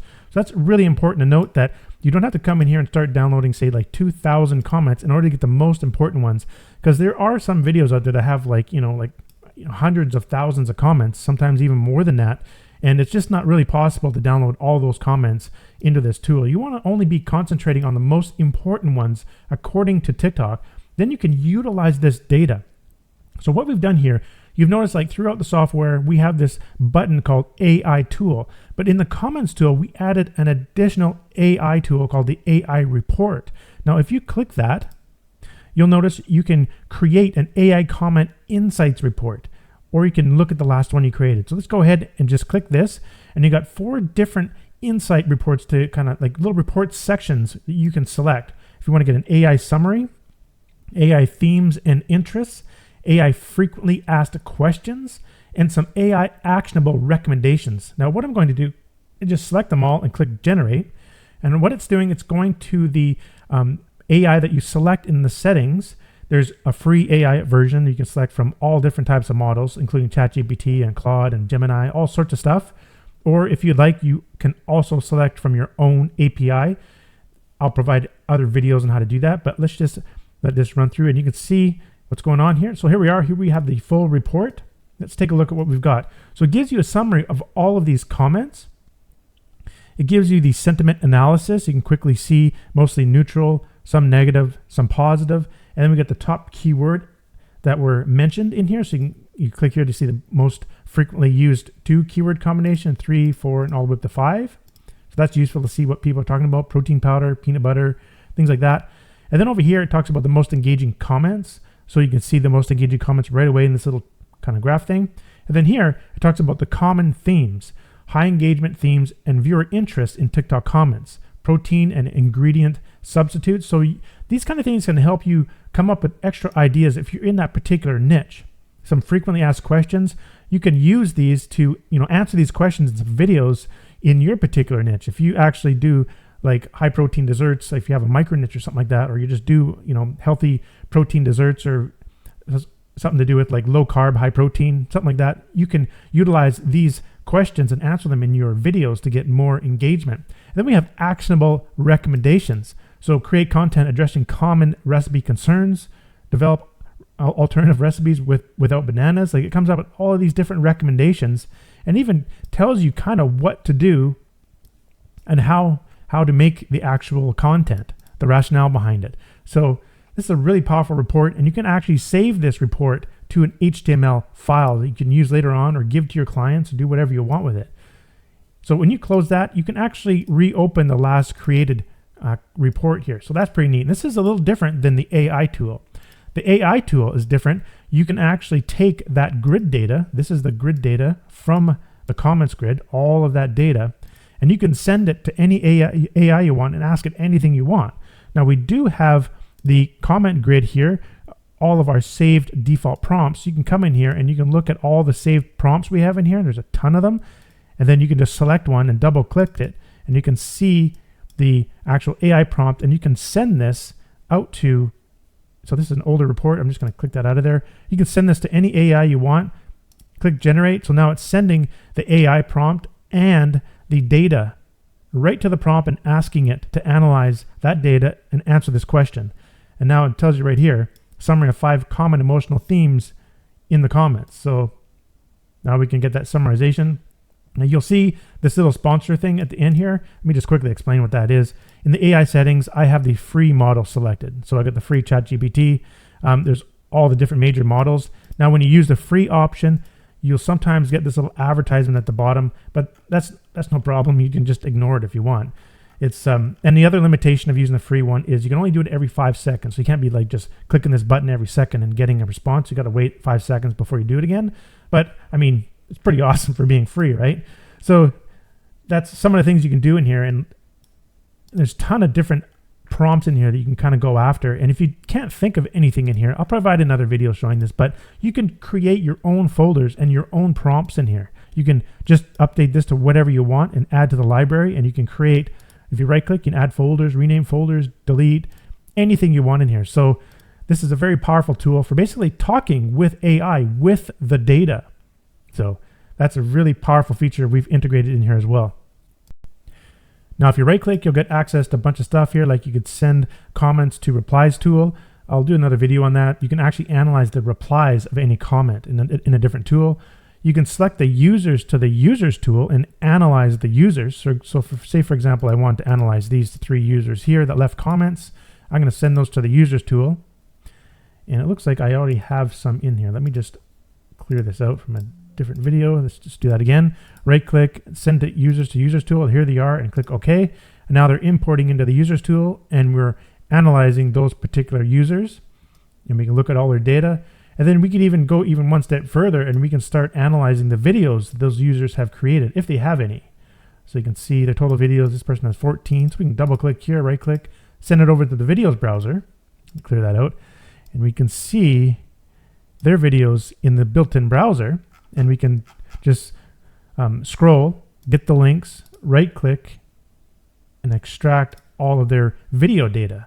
So all the way from comments, we went to users to videos. All these tools are sort of interconnected together, so you can really analyze and deep dig into different videos and different niches and different ideas on how to improve your TikTok research. In addition here, don't forget you can actually save this data to a data file. So I can save this to a comments data file. So if I clear this out, I can come back and reload that later on. And here's that data. Do analysis later on. We can save it out to a comma delimited file as well as a text file. So that's a quick overview of the comments tool and how it's really powerful and how you can harness this data by coming up with new ideas for different videos or doing research on behalf of your clients. Okay, let's go.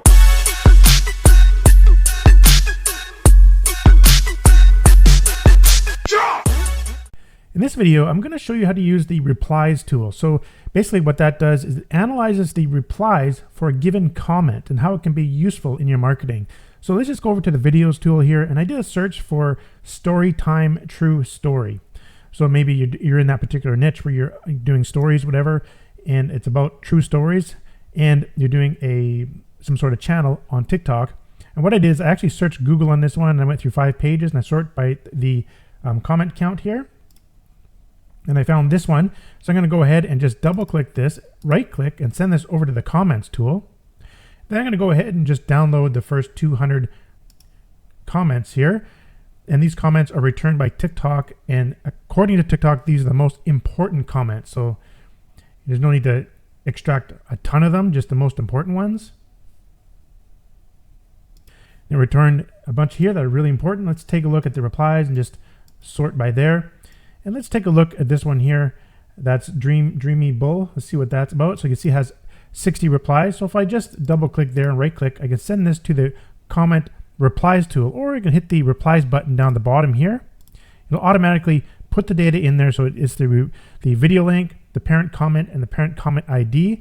The only way you can actually use this tool is you have to first have the comment in here and either click this button or right click and send the replies tool.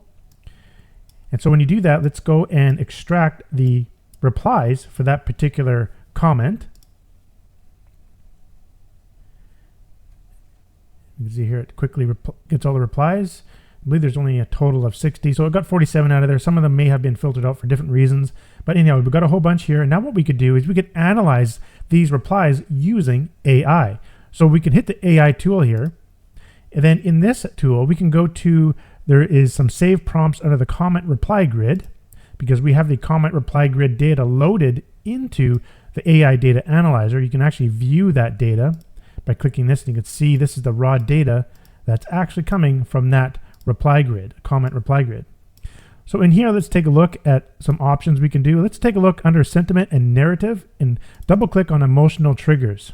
You see down here, extract the top 5 emotional triggers from replies and propose one micro story, less than 12-second script per trigger for a follow-up TikTok. So I have a free AI selected. I think it's just ChatGPT. Go ahead and click here. And let's generate a report and see what kind of information we can get based on replies of a comment from a video. So now here, you can give us a whole bunch of ideas, the narrative, the story, and some different ideas for creating TikTok. So that's really, really powerful. Of course, we have a whole bunch of other prompts in here you can select from to try to come up with different ideas for TikToks or whatever you're doing with your research, or you can put in whatever you want and you can talk to the AI with whatever AI prompt you want, and you can even save them in here. So that's a cool tool we've integrated in here. It just gives you an extra, more deep dive analysis into what people are talking about, really get into the conversation of what is happening within certain TikTok videos. And I don't think I've seen this anywhere else in other tools where you can actually look at the replies of comments and use AI to interact with those replies to really dig into ideas that you probably would have never dreamed of. I mean, it's really important to pay attention to comments and replies to comments to see what people are actually talking about. And then you can come up with ideas using AI really, really quickly. And also you can save your replies to a file here, to a project file, and load it in from the project file.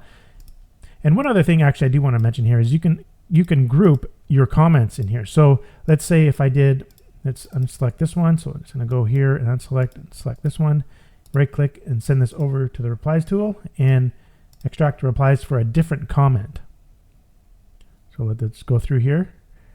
And what we can do, just in case you have multiple comments in here, if you go group, you'll see it'll automatically group. So this is one comment and this is another comment, and these are the replies under that. So just another way to sort of organize the data within this replies grid. And this grid can only do that. Other grids don't have the ability to group or ungroup. So that's just a little extra thing we put in here just in case you're analyzing a whole bunch of replies for different comments at the same time. That might be useful as well, because then some of these replies may have sort of similarities amongst the comments. So then you can send that to the AI tool, and the AI tool can do the hard work and figure out certain things that you need to know about those replies within those several comments. Okay, let's go.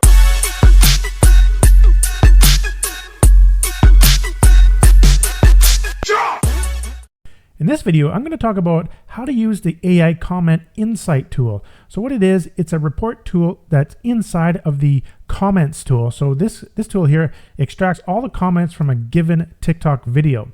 And then what you can do is you can analyze those comments by using AI. Now there's a couple different tools in here, but I'm going to concentrate on this one here, the AI Report tool. And what this does, it creates a Comment Insight report. So when you click that, you got the options to create different sections in this report: an AI summary, AI themes and interests, frequently asked questions, and some actionable recommendations, kind of like what else could you create using these comments. So you can just select these if you want them to show up in the report. Now I've already generated a report in the behind the scenes here. Let's just take a look at it. If I go here and I can go view last created report, and you can see here, actually, let me just first show you what this video was all about. I went to the videos tool and I searched for air fryer hacks overrated or underrated. That's if you're in, they say, this particular micro niche of some sort of doing food/fitness or something like that. So I searched for that on TikTok and I found this one here, and it's something to do with a guy using a air fryer to do some sort of pizza pop or something like that inside the air fryer. Anyways, I selected that and I right clicked and sent it over to the comments tool, and I extracted just the 200 most popular comments and created this report.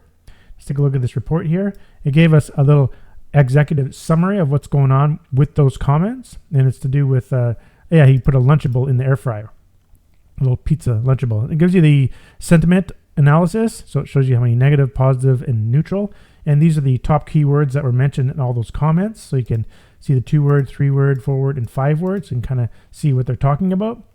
And then in here, it shows the most engaging comments. Now we got common themes of what they're talking about. Obviously, these say, the more comment data you get, the more kind of themes and whatnot you're going to get in here. High engagement themes and viewer interests. So it's talking about air fryer recipes and food hacks and humor and memes and things like that. Then these are the most frequently asked questions. So you can analyze those to come up with different ideas. And then there's these actionable recommendations. So create fun and relatable, uplifting content about using kitchen gadgets. How I finally beat my fear of my air fryer, or my first time making pizza rolls in the air fryer. It gives you actual real ideas to think about. For example, like over here, showcase creative recipes and hacks featuring Lunchables and other packaged foods. Example, 3 surprisingly delicious Lunchable hacks. So it gives you a lot of different ideas, and you can just copy this content. So if I can just copy this here, and it's copied to our clipboard, then we can utilize that wherever we want. So this is just a notepad. You can see the information is there. Or you can actually save this report. So I can save this report anywhere you want. I can see I have one here. We can just call this food hacks if we want. Oops, I'll spell it correctly. And this saves it as an HTML web file. And you can deliver this web file to anybody, just like any other file. So if you go back to any tool here and click File, you'll notice you'll have some options at the bottom. Open last working folder. And that goes directly where we just saved that file. And we can see the food hacks file here. So we can just take this file and just deliver it through email or whatever. Or if you'd actually double click it, it'll just open up in your default web browser. So whatever your default web browser, it'll just open it up in there.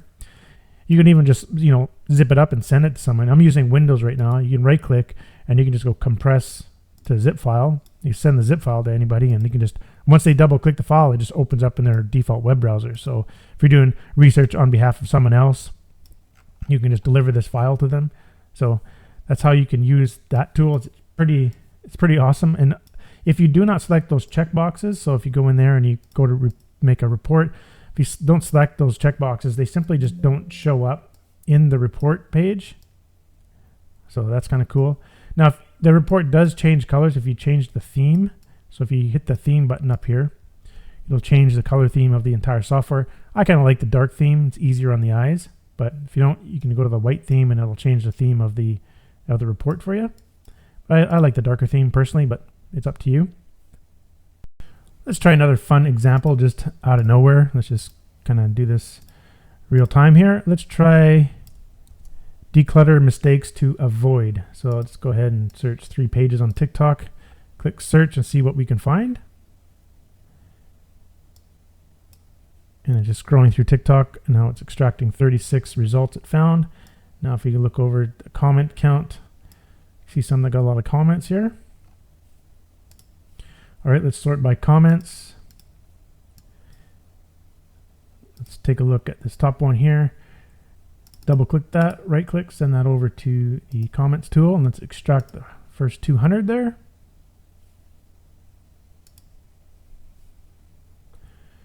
All right, and let's just let that finish. Now let's try the AI tool report, and let's generate a new report. Select them all again and click generate.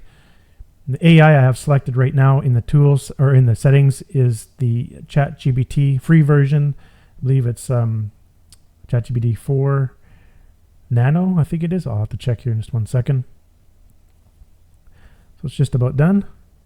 There we go. Now we can see the top words used, whatnot. Okay, let's go down here and take a look at some themes, frequently asked questions, actionable. I always like looking at the actionable recommendations. Create a series of short, reliable decluttering challenges. Share your decluttering wins with Declutter Challenge. Well, that's different. 1 toy out for every toy in challenge. That's kind of cool. So totally different ideas you wouldn't have thought of maybe. Let's take a look at that video. We actually didn't even take a look. Let's see here. Actually, we can just look at it by double clicking the image. Your biggest decluttering mistake. Okay. Interesting. So that's really cool. And the AI that I use, if I go to settings, AI settings, I used GPT 4.1 Nano. So you can select any one of these free APIs. As I mentioned throughout the videos, if you decide to use the free AI option, sometimes you'll get an advertisement put at the bottom. It might even be present in one of these in here. That looks like there's no advertisement. It doesn't happen all the time. Just once in a while, it'll be some sort of advertisement. You can just ignore it and delete it, sort of thing. And also the other limitation is you got to wait at least 5 seconds before using it again. So you can't just be clicking a report every 1 second to get reports. You got to wait a bit. You do have the option of using your own API keys with all these services if you'd want. So that's another option if you'd like. So that's basically how you can use this Comment Insight Report tool, which is very powerful and just gives you a lot more insights and gives you more ideas on what you can do with actual comments from videos. Okay, let's go.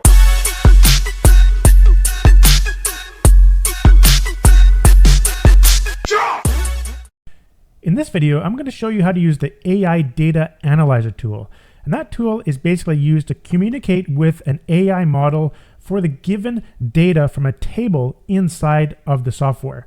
Now, there's actually a lot of different data tables throughout the software. You'll see just in the keyword section, there's 2 tables here. In hashtags, there's also a couple more data tables. In the songs, videos, users, comments, there's even the comment replies data table, and there's even other data tables as well.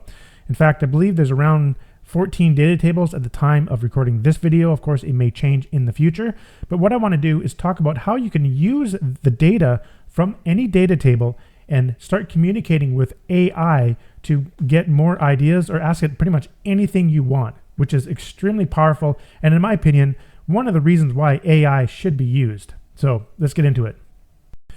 So you'll see whenever there's a data table, you're going to find this button somewhere near the bottom here, AI tool.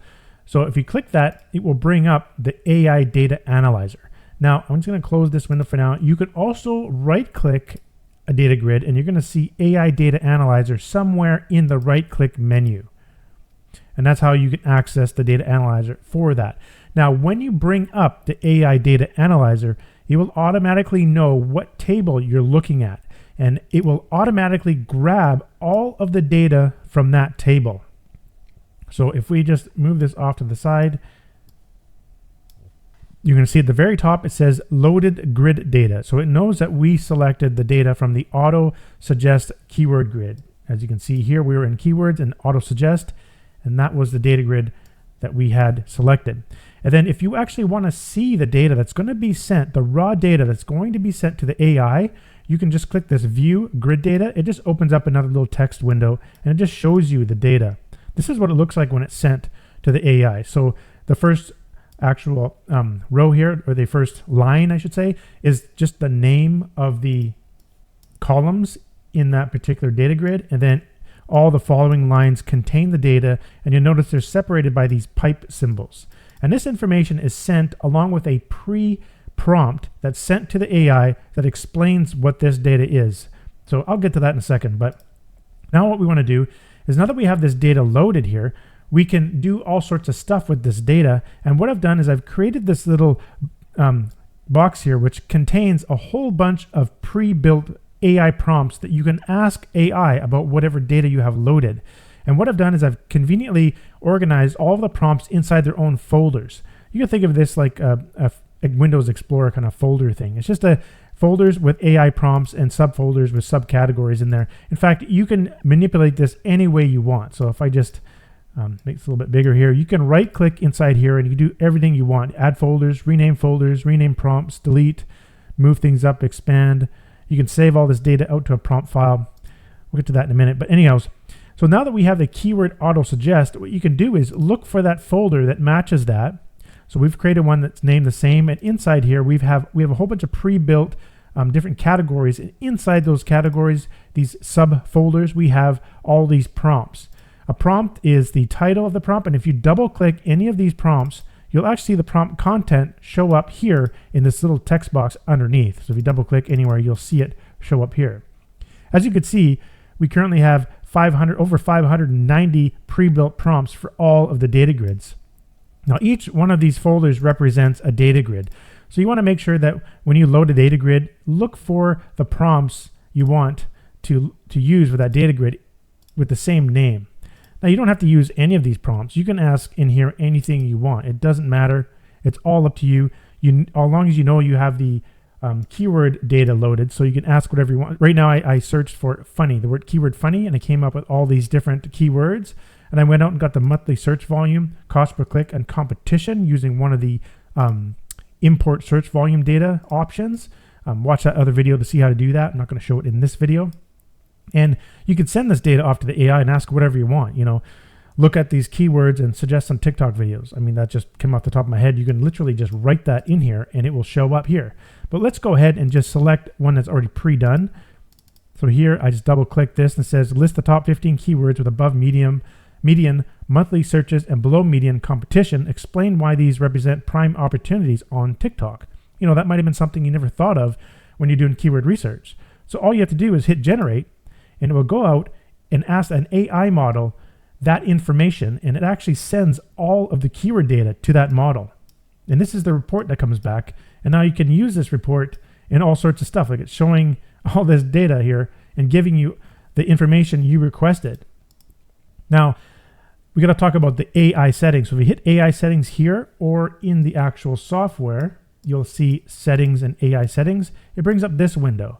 This is where you can select a free AI API service, and we have a whole bunch here that's free from all the top models. Just select what you want. And it is limited in some ways. It's not really that limited. Every once in a while, you might see an advertisement pop up in the results. So you might see an ad kind of show up at the bottom here somewhere. I mean, all you have to do is just ignore it, really. It's not that big of a deal given it's free anyways. And another limitation is you can't just be hitting this free API every second. You got to wait like 5-10 seconds before you can use it again. So that's the limitations, which is pretty much nothing compared to they're all free, right? Another option you do have is you can use your paid or semi-free paid API services. I recommend using Gemini. You could pretty much use that for free, just like whatever Flash version they got there. You can use it a lot before you pay anything. It's pretty much free. That's why I like to call it semi-free. But anyhow, if you want to use the free service, you can do that. If you don't want the ads and a little more faster, you can use your own API key. And once you do, select what you want, just go and hit apply.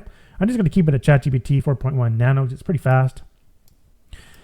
And what you can do after you generate this report, you can actually save this report as an HTML file or a text file if you like, or you can come in here and you actually can copy the contents of this and save it out to any text file if you like. So let's bring over a text file here and we can Control V to paste the content of what the AI returned. Now, if you see something in here that you want that you don't see in there, you can always create your own. So let's say in the keyword tool here, or you know what, you can make your own folder. I'm just going to say, you can move this down a little bit. Yeah, I forgot to mention this. See these little circles, you can actually move and kind of resize things if you like. And now I'm just going to right click anywhere in here and go add folder. And I'll just call it personal and I'll make it a top level folder. Add it down here. And so in here, we can add subfolders if we want. I can add another folder within there and just call it AutoSuggest prompts. And then we can go in here and we can add our own prompt in here. Suggest 10 powerful TikTok video ideas based on these keywords. Something like that. And we can go add to library and we can give it a prompt title, 10 TikToks. And now it's added within here, and whenever we want to use it, we can go ahead and use it right here just by double clicking it, and it will show up down here. And so now we can ask the AI to suggest 10 powerful TikTok video ideas based on the keyword data. And here we go. Just like that, boom, we can utilize these ideas to create new videos. Pretty cool, right? Now, here's another thing you may want to do. You may not want to use the built-in AI models to create these reports, which is totally fine. So we did something else as well. Let's go ahead and go into keyword suggest and let's do a long tail and select this one here. So let's say we want to use this, but we didn't want to use the built-in generate. Let's say I just wanted to use my plain old, ChatGPT. So how do we do that? Well, check this out. If you click this raw button here, it says copy raw. So I copied the raw prompt to my clipboard, and I'm just going to show you that raw prompt in a text file here. So I'm just going to right click and paste, and check this out. It pastes in instructions on how to use the raw data. So it actually put the raw data into this prompt as well, but it gave instructions on how to, read this raw data, and it gave the actual question and says, return the information. So it's like, it's all done for you. Basically, all you do, go to your favorite ChatGPT or whatever you use and just paste it in here and just click go. So you don't have to use the built-in AI if you do not want to. You may want to use your paid ChatGPT or paid Claude or whatever you use all the time. You're not bound to just only using that software. You can come in here and just basically copy that prompt, copy the raw, and go here and paste it and generate and chat with the AI in here to get exactly what you want. So we basically kind of bridge the gap between scraping data and chatting with AI, which I feel was meant to do when you're scraping lots of data from different sites to try to, understand that data and use it. So this makes it super easy in order to do that.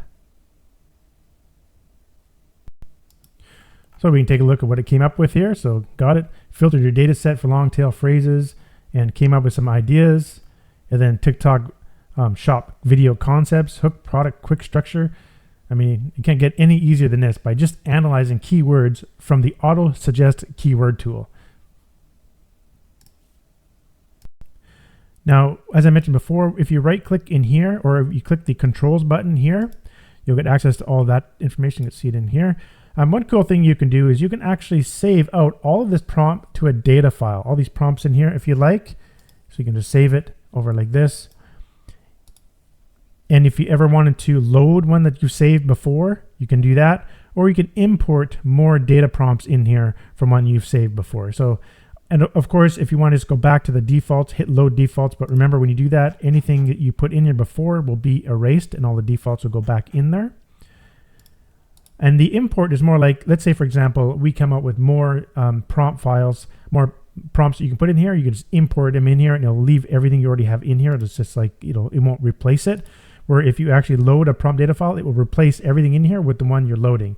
Import does not do that. It just adds it into it. Now, I also want to talk about up here, if you select this, you'll notice that you can see all the different data grids within the software. So you can see there's actually quite a bit in here. And if you see these buttons are activated, you see these ones when you float over top of them, you see they're actually activated. And then someone's down here, they're not activated. That means that this particular grid doesn't have any data loaded into it. So you cannot select it. So I actually have data loaded out through a whole bunch of different grids. For example, let's say we're looking at the video grid. I want to load the video grid's data. So now the video grid data is loaded, and to view that video data grid, it will be in here. So it looks like only one row is loaded, and that's because inside the video grid, it was only one row was selected. If you deselect all the rows there and then do it again, it will show up. When you reload it, there we go. Now there's all that data. So I do have to mention that.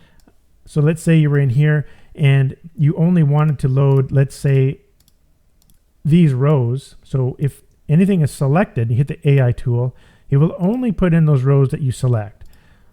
Now, if you don't select any rows, if I unselect, I click the little checkbox here at the top column. If I unselect and then I click that, it will select all of them. That's so like if you do something, if you're like, say you have a whole bunch of different searches you did, and these are kind of different videos you're looking at, and you'd want to come in and do like, let's say a filtering. Say you're filtering on videos that are newer. So let's say less than 30 days old. And you only want to look at those videos, and you just select those ones. And then you want to do an AI analysis on just those ones. Those the only ones that are going to be sent to the AI. That's one thing you should keep in mind. So you have to unselect all of them if you want all the data to be in there. And I'm going to remove the filter. But if you're in the AI window, sorry, the AI data analyzer window, you can simply just select between the grids right in here.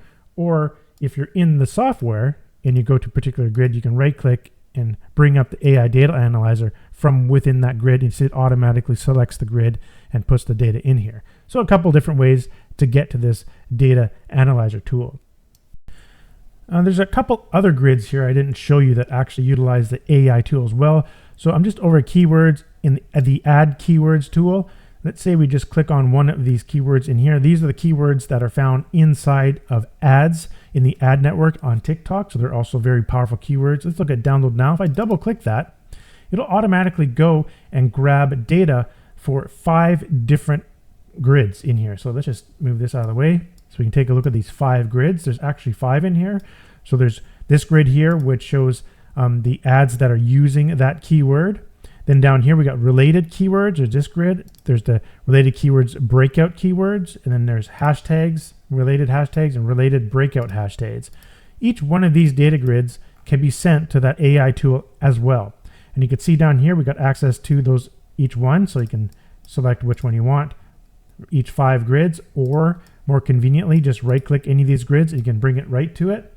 And now we will see, if you remember, we were looking at the different buttons down here. Now they're all activated because we added those 5 extra grids. So every single grid right now has data loaded in it. Now we can utilize all of those.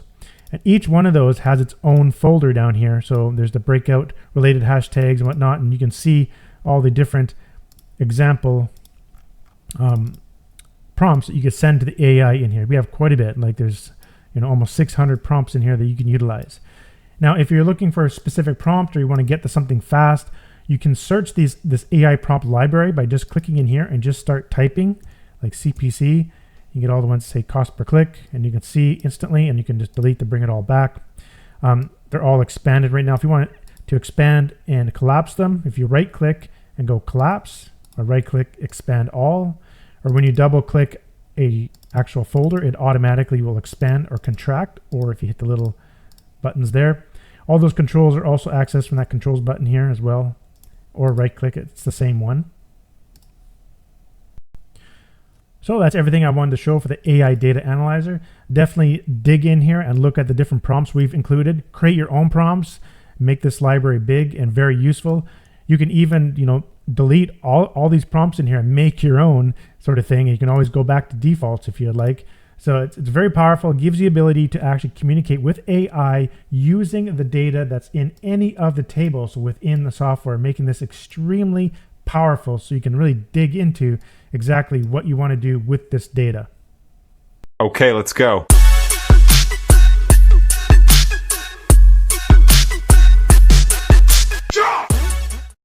I just want to quickly explain in the settings here, you can go to AI settings. I just want to quickly explain the AI settings here and the options you have. So you have two options here. You can use free AI API service, and then you can select the model that you would like to use.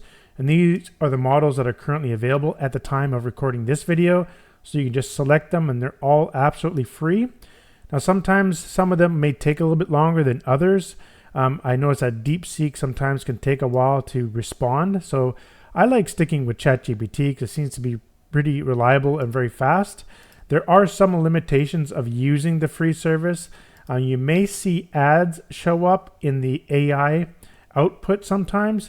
All you have to do is just ignore the ads. You don't really need it. You can delete it or whatever tool you're using that's utilizing AI.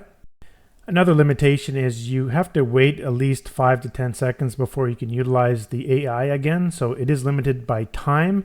And it depends on which model too. I don't know the exact numbers off the top of my head, but you have to wait a little bit. Usually wait like a good 30 seconds to a minute or something like that, then you'll be fine.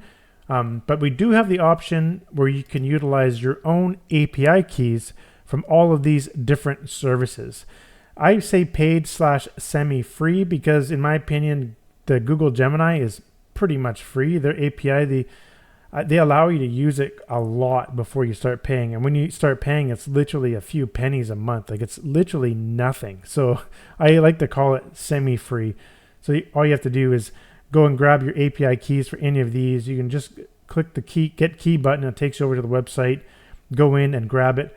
I'll record another video that goes through each of these, but it's pretty self-explanatory. And once you select what you want, you can come in here and select the model that you want to use. We'll keep these models updated for all the latest ones that are available through the API. And so you just select what you want and then you can utilize, and then this will be a little bit faster, a little bit more reliable. And obviously it may cost you a little tiny bit of money to use these depending on the actual API model and the API service. They all have different costs for different models. So obviously I can't memorize every single cost off of every model in here. That's a lot. So, but I mean, when it comes down to it, it's literally that few pennies, and you only pay for what you use. It's not like it's nothing compared to what you pay when you actually pay for the monthly membership of OpenAI. So if you go to ChatGPT and you pay the $20 a month or $30 a month, whatever it is, you will never use $30 a month through their API. You'd have to use it an insanely amount of data have to be sent back and forth in order to use $30 a month. It's just the way it is. It's the way that API works with their system. And so if you're paying like $30 here, $30 here, $30 here, you're paying like $100 a month basically. And then you're hardly even using it. I pay for Claude and I don't even think I use it once a month. Like I should probably just cancel that because I mostly use ChatGPT. So anyhow, if you're using an API already, you can put it in here and it costs pretty much nothing. But if you want to use the free available service, then you can do that as well. So anyhow, I just really wanted to provide different ways to utilize the API services within the software, and it all works really good. So once you select what you want, you just click apply, click OK, and then you'll have to close the window when you're done. I don't close the window automatically because you may have it to the side. You may use one of the AI tools and you want to come in here and change an AI model or an AI service and see you'll get different outputs. So it's always cool to try different AI models, different services, and come in here and just click apply to utilize that different service and see what the different outputs are. Okay, let's go.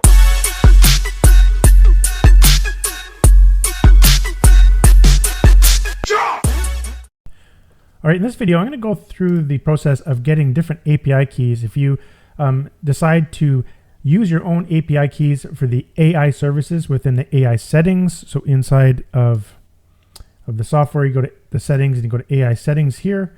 You'll see you have a couple options. You can select the free ones, but if you select your paid or semi-free API services, I like to call semi-free because like the Google Gemini is pretty much free. You can use it a lot without paying anything. So let's just go through the process of getting these API keys. They're quite self-explanatory, pretty simple to do. I've conveniently added these buttons over here to take you right to where you need to get your API key. So let's start with OpenAI. Click on Get Key. It takes you to the OpenAI platform. Now, I do want to mention that this API key is not your ChatGPT account. So that's different. So I got to make that very clear because some people get confused. If they pay for the ChatGPT account, do they get an OpenAI API key? And the answer is no. They're completely different, and you have to get a key separate from your ChatGPT account. So to clear that up, so I'm going to go ahead and log in. And after you log in, you'll be taken to the API keys section here. So you got to select your account, your organization here, and then select your project. I just went to default. And in here, you'll see on the left-hand side, you go to API keys, and this is where you can create your API key. So you just click Create New Secret Key, and you can give it an optional name. I mean, you can just name it Tik Analyzer. I already have one, so I'm going to put Tik Analyzer 2. And then just put default project. You can put it into a project if you'd like, and just create secret key. And then what you want to do is copy this key, and you won't be able to get this key again, I believe. So you want to copy it and save it somewhere on your computer. And then what you want to do is bring up this and you put it in here and you paste it, and then you can click apply to save it. So the next one is the Google Gemini. So go over here and we'll just click on Get Key, and it will take you automatically to where you got to get your API key from the Google AI Studio. Now, behind the scenes, I actually logged into a separate account that I normally use on Google. So it'll take you to Google login page where you log in using one of your email addresses or one of your accounts. Then you come here and you click on Create API Key. Now you can see here, Create API Key in New Project. If you have a project, then you would select it. I don't have any projects in here. Well, that's an older one. I'm just going to create in a new project. I think it just automatically creates the project name for you. So now you have the key, copy that. And now again, we go back and we can paste that into here and save it. And to save it, we just click apply. Now, if you want to see your API keys, just click this right here, and this will unhide all your API keys. I use these keys, so I'm not going to reveal them in this video. But if you want to see them, just click that and you'll see all the keys. Next, let's get the Claude AI API key. So click the Get Key here. It takes you to Claude, and I'll log in. Now, I just paused the video and I had to actually log in using a different browser. I was using Brave browser, but I had to use Chrome. Sometimes Brave can be a little finicky when you're trying to log in through your account. Anyhow, I logged in through Chrome browser into where I need to go. It's within the, it's called anthropic.com. That's the owners of Claude AI. And if you click that link, it'll take you right to the API keys you'll see here. Then what you want to do is add your API key this way. Now you might have to add a billing information like a credit card in order to utilize their key. I don't remember offhand, but I think you do. So you might have to enter in your credit card before you can get your own API key. Again, it's very inexpensive. It's doesn't cost like pennies to use this stuff. The cost I've used so far in one of my software was 9 cents. So, I mean, it's really not very much. So go ahead and just create an API key. You can have it under default. You can have a key name, Tik Analyzer, add, and then this is your key. You want to copy it, and then again, paste it into the software, and you're good to go. The next one is Grok. We'll go ahead and click Get Key. It'll take you over to the X.AI platform, and I'm already logged in. And you can see I've only used a massive 11 cents. Now I know with this particular system, you have to enter in a credit card in order to use the API key. So when you come to create an API key, they tell you to add in a billing information. So you got to add in a credit card here. So once you've done that, you go to API keys, and then we want to create an API key and create a name. And then create a key, And now we can copy this key, and same as before, just go ahead and paste it into the software.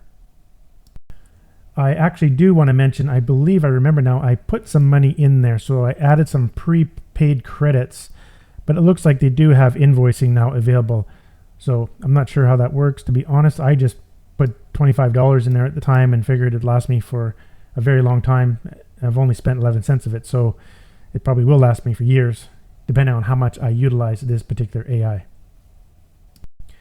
Next is another AI service called Mistral. Go ahead and click that. It'll take you right to the login page. So I'll log into my account here. Okay, so this time around, I actually logged into I created a brand new account, and it asked me to enter in an organization name, and I just put AppRead as my organization name. And then if you go to API keys right here, this is where we can create an API key, and you have to select a plan. So if we go choose plan, and I believe I just used the experimental one, but if you want to pay per use, you're going to have to enter in your information and go through that. So I'm just going to go back and just use the free for experimentation. Click OK and subscribe. And then you have to verify your phone number. Okay, I remember doing this now. So once you do that, you'll have to go and create your, I already have my phone in there, so I can't verify again. So what I'm going to do is I'm just going to pause the video, log out, and log back into my other account. Okay, now if I go to API keys, so this account was verified with my phone, and you can see I've already done it before here. So if I create a new key, this is how you do it. Tik Analyzer 2. Select your workspace, just default. Just leave that, it's optional. Create new key, and now you can copy this key and put it into the software just like before. So with this particular system, you're going to have to verify your phone number. And it looks like you can utilize the API key for free. I don't know the exact limitations of it, but I would imagine you can't do like thousands of calls per day or something like that. But there's some limitations to it. They offer that free option.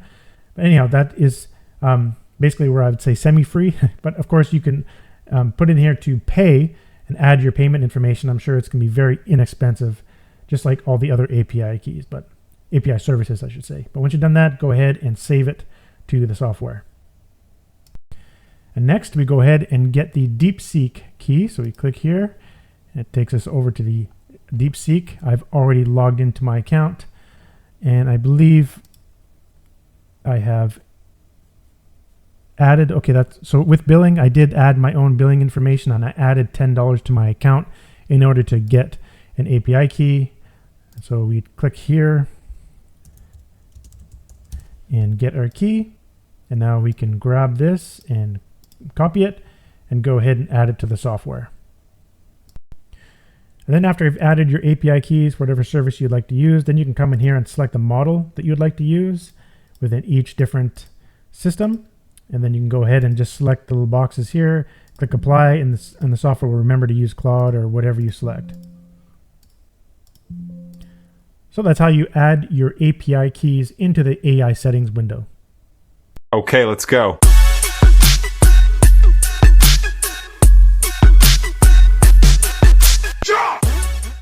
Here I'm going to quickly show you how to get your Keywords Everywhere API key. So there's a feature within the software where you can get the monthly searches, cost per click, and the competition using the Keywords Everywhere tool, which is a paid product that's separate from Tik Analyzer. And to get access to that tool, you can see under Tools, there's Keywords Everywhere. You can click here to bring up the Keywords Everywhere tool, or you can click inside of the AutoSuggest keyword tool or the Add Keywords tool. You'll see the search volume button at the bottom, and you will see the option here where you can send all the keywords to the keyword tool or select it and also open up the keywords tool. But in order to utilize the Keywords Everywhere tool, you need to get an API key. So to get that, just click this API key link right here, or within settings, you'll notice under settings right here, you will see where you can enter in the API key. So under general right here, you'll see Keywords Everywhere API key, and this is where you want to enter it. And so you can see here, you can actually, the link is also available here, get Keywords Everywhere API key. So once you click that link, it takes you over to this web page right here where you can get your API key, and it's keywordseverywhere.com/API first-install-addon.html. Of course, you already have to have a paid account with them. So if you do not have a paid account, then you have to go look at their pricing and select what you want. I think I got the, if I go down here, I went to the top up your credits. I just bought 50,000 credits or 500,000 credits a long time ago, and you have 1 year to use them. So keep that in mind. So going back to this page here, all you have to do is just enter in your email address, the one that you used when you purchased purchase access to Keywords Everywhere. Click these two buttons, click email me the API key, and they'll send the email directly to your email address. And once you get that key, you come here and you just paste it right into here and click apply, and it'll be added to the software. And then you can go ahead and utilize the Keywords Everywhere tool within the software. And to learn how to use that tool, there is another help video which will show you all the details of how to use that Keywords Everywhere tool in the software. Okay, let's go.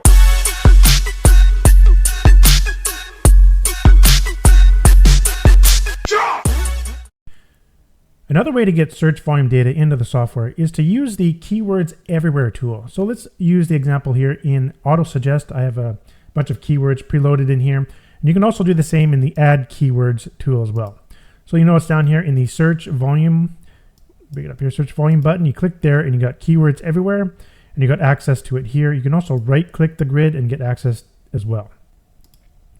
So what you can do is you can send all those keywords to the Keywords Everywhere tool, or you can send just the selected ones. So selected is when you just select the checkboxes. So those 4 are selected.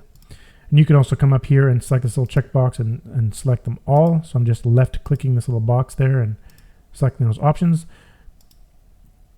Or you can just open up the Keywords Everywhere tool. But I'm going to go ahead and send all of those to the Keywords Everywhere tool. And now it opens up this box and it puts them all in here. And you'll have to go ahead and click go. And now what it's doing, it's using the Keywords Everywhere API in order to extract the keyword search volume and other data for those keywords. Now I do have to mention that this tool is utilizing the paid Keywords Everywhere API. So you got to have an account at the Keywords Everywhere product in order to utilize this tool. Now there are ways to get free keyword search volume inside the software. This is just optional and you do not have to use it, but usually a lot of people that do keyword research already have an account with Keywords Everywhere. And in my opinion, it's extremely inexpensive. It really doesn't cost much at all to use the service. So it's not much of a cost. Let's just expand this here. And this tool gives you a few things that you cannot get at Keywords Everywhere or other tools that use it. I'll explain in just a second. I just want to show you that you have to enter in your API key in order to use this. So inside of the Tik Analyzer software, click on Settings and go to Settings here. And under General, you're going to see the Keywords Everywhere API key. So what you want to do is you want to enter in your API key, and in order to get it, what you can do is you can actually click this link right here. It says Get Keywords Everywhere API key here. So click that link. It'll take you to this page here. And you simply just enter in your email address and you click these here and email me my API key, and you'll get the API key in your email. So you just copy and paste it into the software and you're good to go. So let's go back to here. And once you download the data, let's take a look at what we get here. So we've got some options at the top. You can select your country, your currency, where you want to get it from, Google Keyword Planner or the Keyword Planner and the clickstream data. So you can click this to get more information of where that's coming from. I got this information directly from Keywords Everywhere. And if you look in here, you can see you get the country, the search volume is here. So you can click the top row to sort it. Cost per click, the competition, which is 0 to 100, where 100 is the most competitive keyword. The date that we extracted this data from. The 1 month average, 3 month average, and 6 month average, because over here you can see the total 12-month average search volume. So you can see right over, you can just, all I did was I just double clicked this chart to bring up a bigger chart. And you can actually save this chart to your computer as an image if you'd like. Now some interesting features over here is you can actually sort by the trending slope. So a trend slope, if I sort by here, you could see whether or not there's actually a trending slope, and it turns out these are not really trending much. They're actually trending in the opposite direction in this particular example.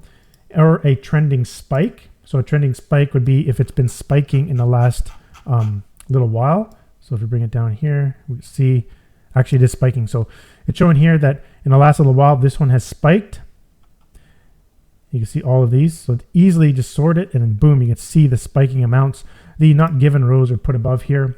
Usually they should go down below, but no problem.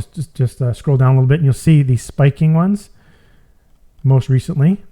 So that's a cool feature that's not even given on any other tool that uses keywords everywhere. So you can see here as well whether or not it is increasing. So actually you can see these ones are increasing like so. So it's just the not given rows. So if I sort here, so the not given was just put above it. Just ignore those and come down to where the charts are, and you can see that it is trending upwards in that kind of trend. So now you can see which ones are sort of trending upwards just by sorting that column. You can disregard the actual number values. They don't really mean much. It's kind of just a positive number means it's sloping upwards, a negative means it's sloping downwards, and the same with the spike. The most important thing is when you sort it, you can quickly see right away, because if you have, say, 10,000 keywords in here, instantly sorting it and seeing which keywords are spiking and which ones are increasing, that's really valuable information. And this data is given over the last full 12 months, so a whole year of data. So that's a very useful piece of feature in this software. And you can also quickly see the averages and sort them per month as well. So in the last month average, last 6 month average, high averages in the last 6 months, and the total average search volume. So those are some really cool features. And you also have the option to save this data out to its own project files and comma delimited file. And you can also filter this data just like all the other data grids.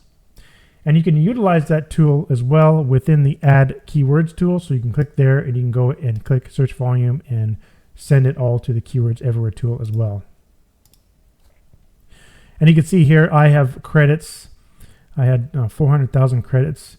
I mean, I barely use up these credits. I end up buying just the lowest amount. So if I just click on Buy Credits, you can literally buy 200,000 credits for $36, and you probably wouldn't even use that in a year unless you're doing a crazy amount of research. At the time I purchased, I had 400. Now they're doing 500,000 credits for $80. So, I mean, that's going to last a long, long time. So it's really not that expensive. So here we are. We got extra data in here. So now we can take a look at all of that. Some of that data didn't even have any search volume. So very useful tool and pretty powerful. And like I said, there's extra features in here that are not provided in other tools online or even from Keywords Everywhere. Okay, let's go.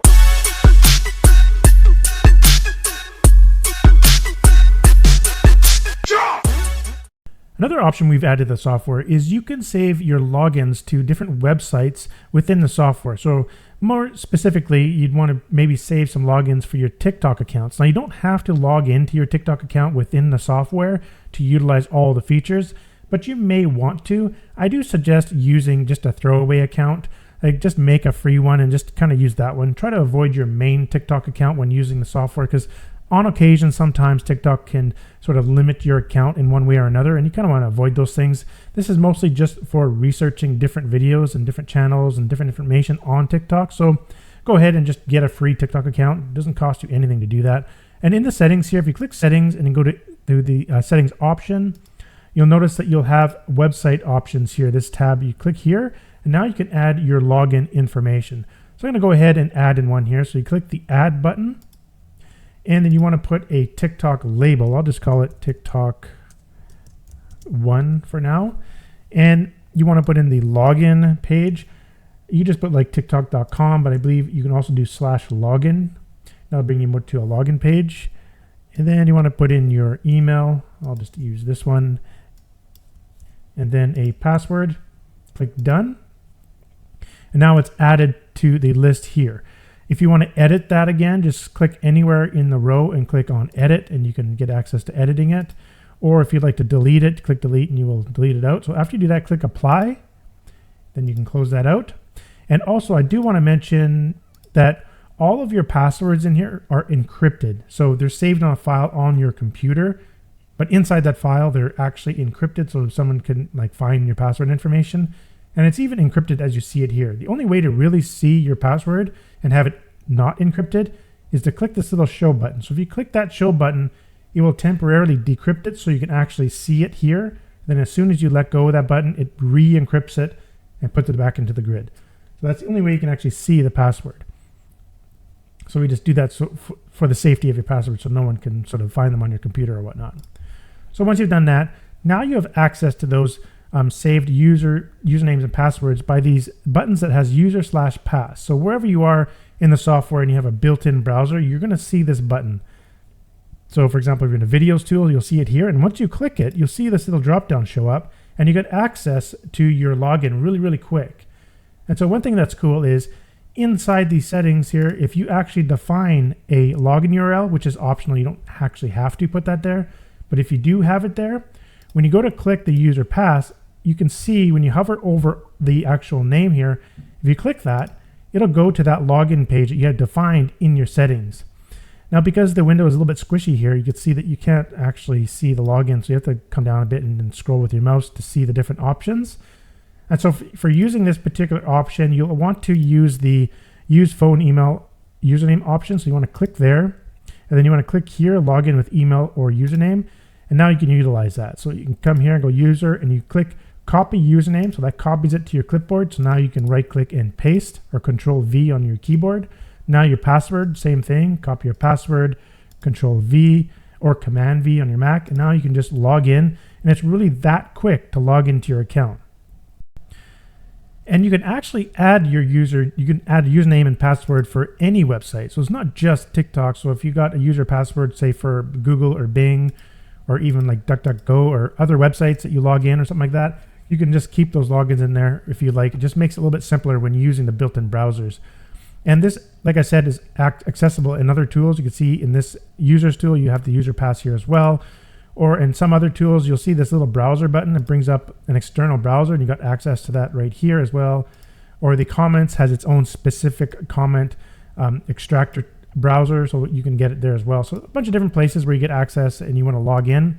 And what's neat too is if you log into your TikTok account within this browser, the users browser, and the comments browser, it doesn't matter which one, they all use the same cache, meaning that you'll be logged into all of them when you go. So again, you don't have to log in. And to be honest, I actually don't really log into accounts when I'm doing research. So if I just come down here and you can click the 3 dots and just log out. I usually don't even log in. You don't really have to. But if you prefer to do that, you can also do that because maybe you have a certain amount of videos in your feed that you would like to extract. Like you can go to your feed, to the Explorer or wherever, and you can actually get the video links and go and extract the data for those videos from the feeds or anywhere else. So that's also pretty handy. Okay, let's go.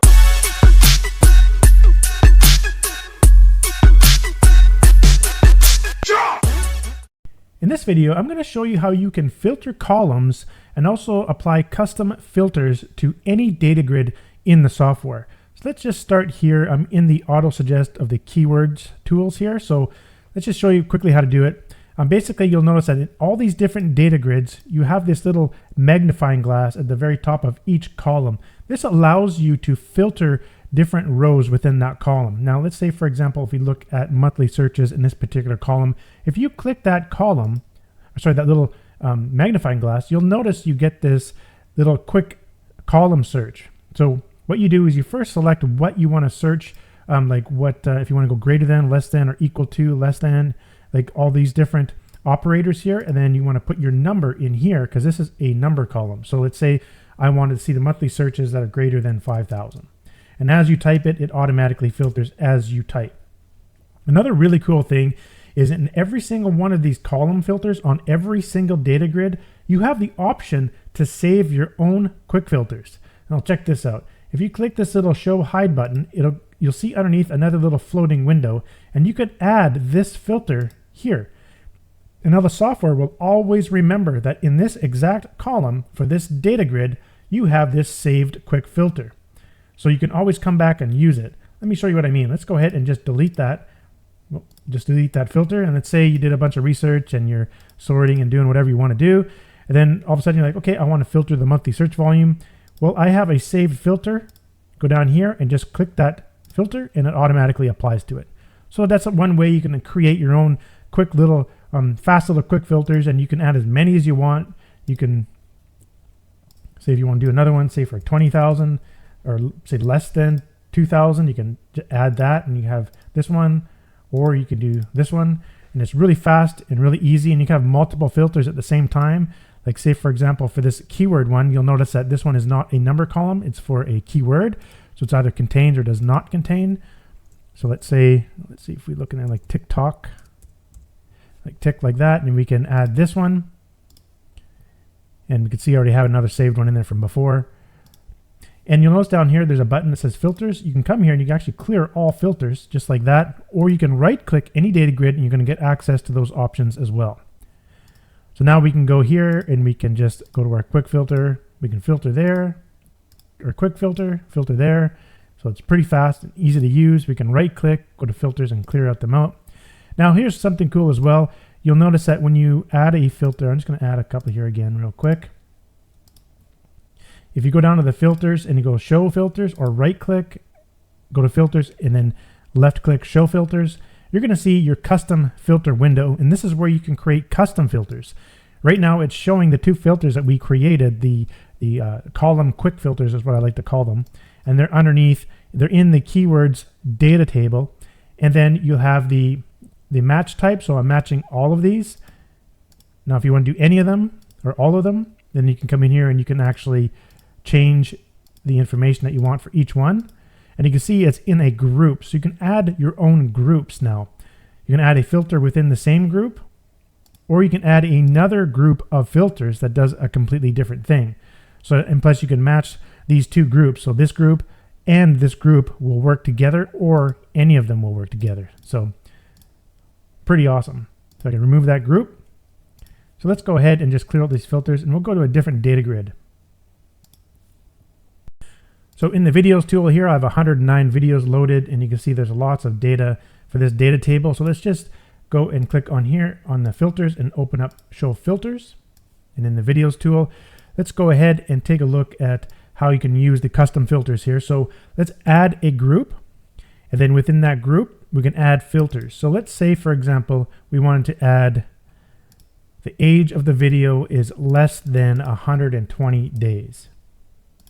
And then we also wanted to add in, the follower count is greater than 20,000. And we can apply that, and you can see we have those two instantly applied. Now what this means when it says all means basically and. So this and this have to be satisfied.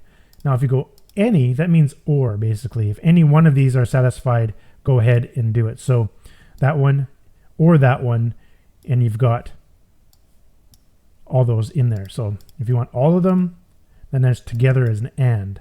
So actually I put 200,000. So if I change that and apply, we got down to 14.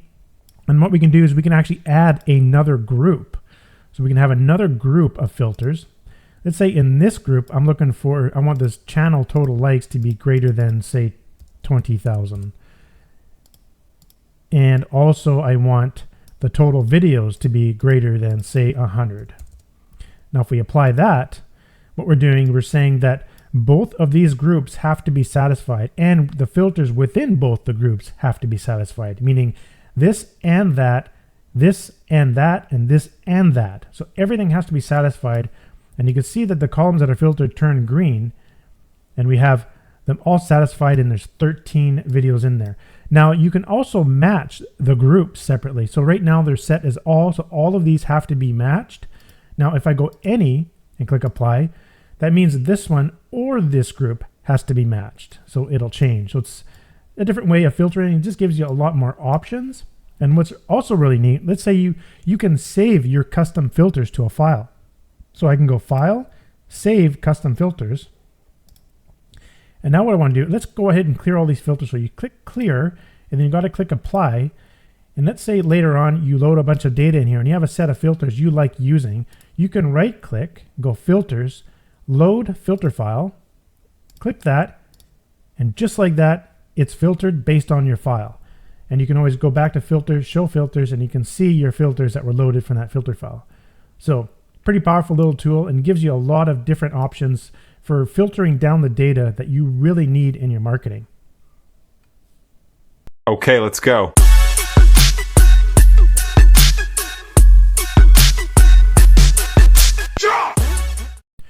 I just want to give a little quick video just to talk about how to save and load data files. Every single tool and data grid, you'll notice there's usually a file button at the very bottom. So let's say, for example, in the videos tool, if you click that file button, you'll notice that you can save this data to a project file, and you can also load that same project file. Each data grid has its own unique project file that will only be able to load and save within this data grid.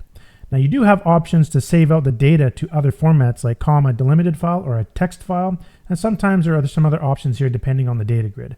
But for the actual project file, please note that if you save, let's say, a videos grid project file, you can only load that back into this grid, meaning you cannot save a video project file and then try to load it into the comments data grid or the users data grid. It's simply because these grids are different. These grids have different columns and different data, so you can't load some other different data into this actual tool here. So it's quite simple. All you have to do, let's say, for example, I want to save this. You just save project file, and you can see I already have one there named that same there. So if I just go like that, you can save it. Now, if I just clear this data out by clicking clear, to load data back into that, we can go load project file, and the software automatically knows which file to open. It's a special file that has a special file extension. So if I just click that, or that's the one we saved, and it will open up that data back into it. So if you come over to like the songs grid, for example, and you try to load a project file, it'll only get a songs file format. It won't actually find a video tools format. So anyhow, that's just, I wanted to quickly show you that. It's pretty simple, pretty self-explanatory. If you want to save to comma delimited file, whatever you like, just go ahead and do that, and it will save it out. And one little handy thing to notice under these file buttons, you'll see these three options at the bottom. This here, you will open up the last working folder. The working folder is the last folder that you either saved or loaded a file from. I find that really handy, and a lot of other software that I use on my computer just simply doesn't do that. It's quite irritating when I'm saving something and I can't remember where I saved it. Well, that's the purpose of this. So when you click this, it tells you exactly where you just saved that file. For example, we just saved that CSV file, that comma delimited file right here. So now I know where it is and I can quickly open it. So that's really handy. Another one is the install folder. Where is this software installed? Now, this folder here, this is actually my development folder where I'm developing the software, but if you have it installed, it will be under your C drive, your main installation drive, unless you chose to install it somewhere else. And then there's the data folder. The data folder is a special folder dedicated to just software data that the software utilizes while it's in operation.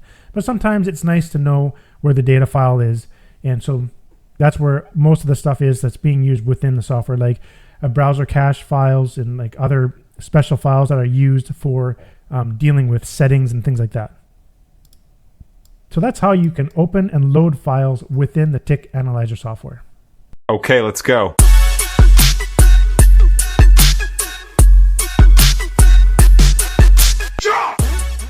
Now in this video, I'm going to show you how to manipulate the columns, basically hide or show columns within the data grid, and also how to move the columns around if you'd like.